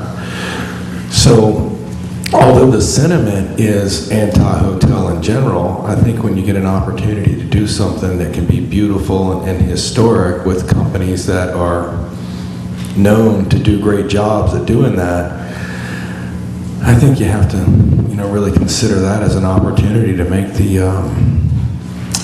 area unique and pretty and not just some high-rise glass and steel hotel. So just for me, just speaking for me, I think it's a great opportunity to do a small-ish hotel in a nice setting that reinforces the industrial nature of the area and the historic nature. So although hotels might be negative to most people in Asheville right now, I think most people would support historic renovations and boutiques. So that's just my opinion. Thanks. Anybody else? Okay, I'm going to close the hearing, a public hearing portion of this. Are there any other questions, comments, or a motion? I have a comment. I think I'm cautious. I want to support this. I think I'm cautiously optimistic. I hope that the hotel will stay true to the area and supporting locals, paying a living wage. I think what we're getting ready to venture into the River Arts District is going to be a sophisticated balancing act on how you support the artists that are in the area with things like this hotel that will bring tourists that will be able to come and spend money there, but how you will also be able to keep this area true to form, to what it was intended to be, as well as the individuals of the surrounding neighborhoods that are there. So moving forward, this may be a cautionary tale. I hope not. I hope it will prove me right on my vote tonight, and that we will walk this tightrope, this sophisticated balancing act of how do we put some sort of economic development into the River Arts District along with supporting these artists down there. So I'm going to support it. I hope it doesn't turn into a cautionary tale, and I hope that we can, I'm pretty sure that this probably won't be the last lodging facility that we see there, but let's hope it proves well for the future, and I'm going to support it tonight. I'd comment that I serve on the Asheville Area Riverfront Redevelopment Commission, and we got a lot longer introduction to this project at that commission meeting, and I was really impressed with the kind of restoration work that these people have done in the past and what they intend to do with this building. I think it's an excellent reuse, and in the same way that I understand the discomfort some people have with the number of hotels we've had built here in the last several years. But even those people are often happy that the BB&T building is finally going to look like something. Adaptive reuse of an ugly duckling. So I'd like to make a motion. I'll move to recommend approval of the conditional zoning request for Greer Building LLC for the property located at 95 Roberts Street from River District to Lodging Expansion District Conditional Zone, and find that the request is reasonable in the public interest and is consistent with the comprehensive plan and other adopted plans in that, 1, the proposal supports the strategies found in the city's comprehensive plan on adaptive reuse, multimodal transportation elements, and tourism. 2, the historic building will be preserved and reused, maintaining the character and architectural fabric of the district. And 3, the design activates the streetscape and creates new public on-street parking spaces. I'll second that. All right, we have a motion and a second. Are there any other questions before, or comments? I would still like to hear some sort of commitment from the developers concerning wages and providing space for local businesses in their retail areas. Everything else about this I like, but I'm hesitant to just take on someone's word that they're looking at it doesn't really quite cover it for me. I share your concerns, Brian. If I can make that more explicit, Brian, thanks for bringing that up. Is there a willingness on the part of the applicant to make a condition of approval of this project, commitment to local businesses in the retail, and commitment to a living wage for employees? I really cannot make that commitment. I'd hate to have some young chef in Kingsport who has some innovative idea and he wants to come to the base of this building. I can't offer him that space. I just can't make that commitment, but I will do my best. Can I ask a separate question and maybe a threshold question, which is it legal for us can we require that? A conditional zoning has to have a condition that is agreed upon by both the council and the applicant. Under the general statutes, those conditions should have to do with zoning compliance, land use regulations, and compliance with the comprehensive plan. So we like to think about that broadly. It's not a common thing to do, and it's probably subject to some sort of a challenge, but that's up to you and the applicant as to what you ultimately agree to. Those were simply questions to clarify Councilman Haynes' concerns about the project, about what happens if this turns into another minimum wage, anthropology-laden stain. Yeah. And we don't have any guarantee against that, and so that's troubling. I'm also curious as to the parking situation. I understand that you've secured the leash from the railway. Kudos, that's not easy. But am I correct in thinking that all these folks are going to be cutting through the parking lot that now serves the wedge, like kind of right through the bar area there? No, they have the same parking lot. It's just it's already in existence. Oh, I know. So, yeah, but so it goes right past. Ours is the exact same linear path. Yeah, so they'll cut past all the wedge people. They will. Okay. But it's a parking lot. No, it's. Oh, I understand. Yeah. What could possibly go wrong? That's troubling for me. The parking situation is troubling, and I appreciate you coming back up. I'm just going to make some general comments now. I appreciate what other council members have appreciated about this project around the historic, the reuse of the building. I think that's great. I know I was heartened 3 years ago when I heard that a group was going to come in and create housing in that building. They then decided not to.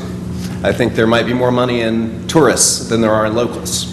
And this is my concern, that we have record numbers of tourists in this town. We had almost 11 million people visit a town of 90,000 last year.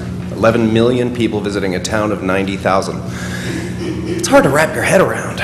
We also currently do not have a cooperative effort with the Tourism Development Authority to do a sustainable tourism study to determine what is our carrying capacity and how are we going to grow responsibly in regard to our tourism industry. We don't have a strategy. It's all case by case, it's all piece by piece. That's troubling for me.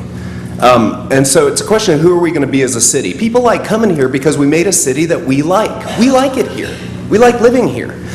Turns out other people like it too. That's the formula for success. It's not make it nice for people who don't live here. It's make it nice for people who live here and hope that other folks like it. With those concerns in mind, I won't be supporting the application tonight. I'd just like to say we're supporting the artists that are in the area. That's an area that has their economic interest at heart. And yes, we will do affordable housing. Yes, we are doing affordable housing. But in this specific instance, the biggest winners out of this situation are the artists and business owners in the River Arts District. Okay, does anybody else have a comment or ready to vote? Okay, all those in favor, please say aye. Aye. Any opposed? Aye. Okay, so all those in favor, please raise your hand. Okay, and those opposed, raise your hand. Okay. We have one more, thank you for coming. We have one more item on the public hearings agenda tonight. That is a public hearing to amend Article 8 of Chapter 7 of the Code of Ordinances to amend lot size and density standards for residential zoning districts citywide. Vidila is here. Good evening, Mayor, members of council, city leaders, members of the public. My name is Vidila Sadika with the Department of Planning and Urban Design. I'm here to follow up on wording amendments that we brought to you 2 months ago for small-scale residential infill. As you know, we went through about a year and a half public process. I'll just show you the timeline here that we worked through. That brought us ultimately to you 2 months ago, and you adopted unanimously these recommendations to support more efficient land use, more varied housing types that we hope to see developed soon. And one thing that was not a part of this proposal that you requested that we bring back to you was a reduction to the minimum lot area standards to make them in line with the reductions to lot width. So this is a chart showing the lot width standards on the top. The top row was the previous dimensional standard for the particular zoning districts, and then the current standard that you adopted in August. What we are proposing now is to reduce the lot area standards by the same 20%. So you can see what the highlighted yellow line would show you the minimum lot area for those districts. We went back to the Planning and Zoning Commission on October 4th, and they unanimously recommended these wording amendments, and so here we are. The wording amendments are consistent with the city's 2025 comprehensive plan in that they provide compatible redevelopment and infill development. They support walkable neighborhoods by incentivizing location-efficient housing, and they contribute to the development of transit-supportive densities via more efficient land use. That concludes my report. Thank you. Okay, we have visited this topic before, but does anyone have any questions? Okay, I'm going to open the public hearing on this. No? Yes? No? I thought you had to give You were a breathing. motion. You were, I'm going to open the public hearing on this item. Is there anyone wishing to comment on it?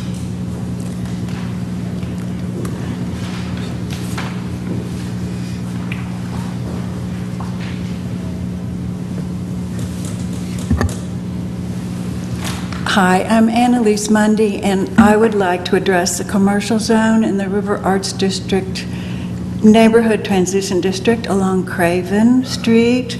Oh, wait, so we're on something different. We're not doing that item tonight. That item got postponed to the 14th of November, Annalise.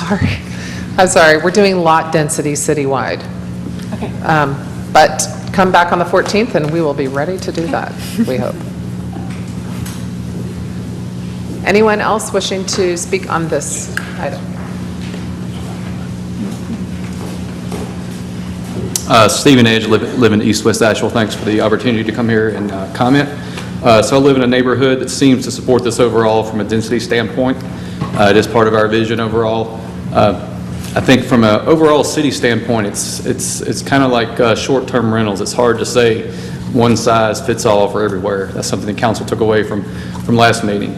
There are certain neighborhoods in Asheville where this probably doesn't fit, that doesn't have the walkability, doesn't have, even West Asheville doesn't have enough parking to have more driveways to where people that don't have off-street parking. So we put more driveways in.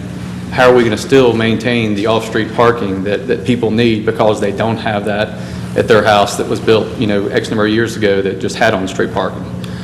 So I think there are some concerns that need to be looked at here from a overall city point of view, and some of the neighborhoods whose character is not really built around density, and the fact that people move to those neighborhoods, such as East Asheville, to get away from some of the density. They want to live at a place where they've got a yard, and that they're not going to be squeezed in on both sides. So there's a lot to take into account here, I think, by council, and I realize you're at the very end of this overall. But there is a one-size-fits-all for this really the right thing to take into account for the whole city of Asheville? Thank you. Anyone else wishing to speak on this item?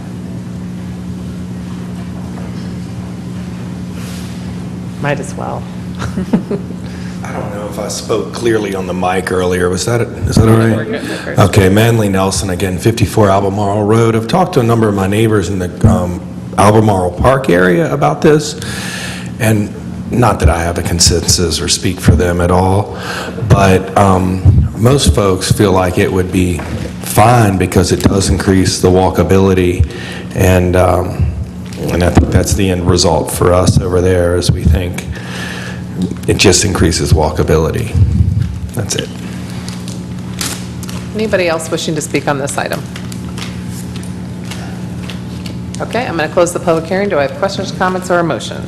I move to approve the wording amendment to UDO Article 8, according to the ordinance which revises residential zoning standards to incentivize small-scale residential development, and find that the request is reasonable, is in the public interest, and is consistent with the comprehensive plan and other adopted plans in the following ways. The Amendment 1 promotes more abundant and varied housing options in residential neighborhoods, and 2 supports walkable neighborhoods and more efficient land use through compatible residential infill. Second. All right, I have a motion and a second. Any other- Third, and I just want to thank you, Bill, for getting this back to us so quickly. I appreciate that. We have a third. Do we have a fourth? Well, let's do that Then we'll one have a together. fifth. All those in favor, please say aye. Aye. Any opposed? Okay, that concludes our formal agenda for the evening. I do have one person signed up under public comment, and he's leaving, so. I have something I'd like to bring up if there's, or do you want to do more public comment? Oh, let me just make sure, is there anyone else wishing to participate in public comment? You can speak for up to 3 minutes on an item that was not on our agenda tonight. Nope. Okay, news and announcements? Well, this is a question. We voted a while back to permit activities at 68 Haywood to attempt to activate the park or the area, which I refer to as a park. And we have 11 entities that applied for various permits and things. And what I learned is that we didn't, although we authorized the city manager to have electric utilities installed for food trucks, we didn't indicate what that would cost. And when a food truck applied to go there, the city staff felt they had to regard that as an event and charge the food truck operator as if it were an event being held in a park. And they wanted $100 for the first 3 hours, $25 for each additional hour. And I don't see that food trucks make that much money. Our food carts, we charge something like $150 or $175 permit per year.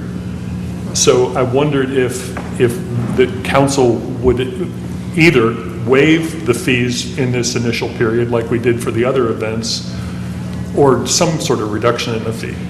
I mean, they are using electricity, but, because I figured it out. I mean, a food truck, if they make a couple bucks per hamburger and sell one every 5 minutes for 3 hours, they're barely going to make the $100. I mean, we're not going to get them to show up on that basis. Why don't we take it to finance, and we'll run through the numbers and get it wrapped up. Okay. I just wanted We to could always check that. consider retroactive if we decide with that, but I'd be happy to take it up. That'd be with great, finance. yeah. I just wanted to bring it up. Thanks. And Councilman Bothwell, just to clarify, is this the issue that was discussed at public safety as well? Yeah, I Around talked food to trucks? Dana, and she suggested the best thing was to bring it back to council. and that's Yes, fine. so we are happy to do some analysis so we can look at how many of those we have, what the actual costs are, and then bring them back to the finance committee. Okay. Terrific. Great, thank you. Just one more note, early voting is open. You can vote for any number of things on this ballot. You can vote for a mayor, you can vote for council members, and you can vote in the referendum on whether you would like to see Asheville elections move to a district system. So it's a big, important thing, and I hope that everyone will turn out to vote. Oh, and one other announcement. Riverlink is having an annual fundraiser at Zealandia, which is an amazing, amazing building up on Bowcatcher Mountain. It's on Friday night and Saturday. It's an art show, and you can buy art or not, but you can come see the art, and you can see this really, really cool building. It was built as a mansion for some big bucks person with it. Yeah, anyway, so Friday and Saturday this week, Friday night and Saturday this week at Zealandia. And help support Riverlink, yeah. So we have a closed session, and Keith, you got the motion. Okay. I move that the Asheville City Council go into closed session for the following reasons: to prevent disclosure of information that is privileged and confidential pursuant to the laws of North Carolina or not considered a public record within the meaning of Chapter 132 of the General Statutes. The law that makes the information privileged and confidential is North Carolina General Statute 143-318.10A3. The statutory authorization is contained in North Carolina General Statute 143-318.11A1. Second, to consult with an attorney employed by the city about matters with respect to which the attorney-client privilege between the city and its attorney must be preserved, including but not limited to a lawsuit involving the following parties: PHG Asheville LLC versus the City of Asheville. Statutory authorization is contained in North Carolina General Statute 143-318.11A3. Second. All right, we have a motion and a second. All those in favor, please say aye. Aye. Any opposed? All right, we will adjourn.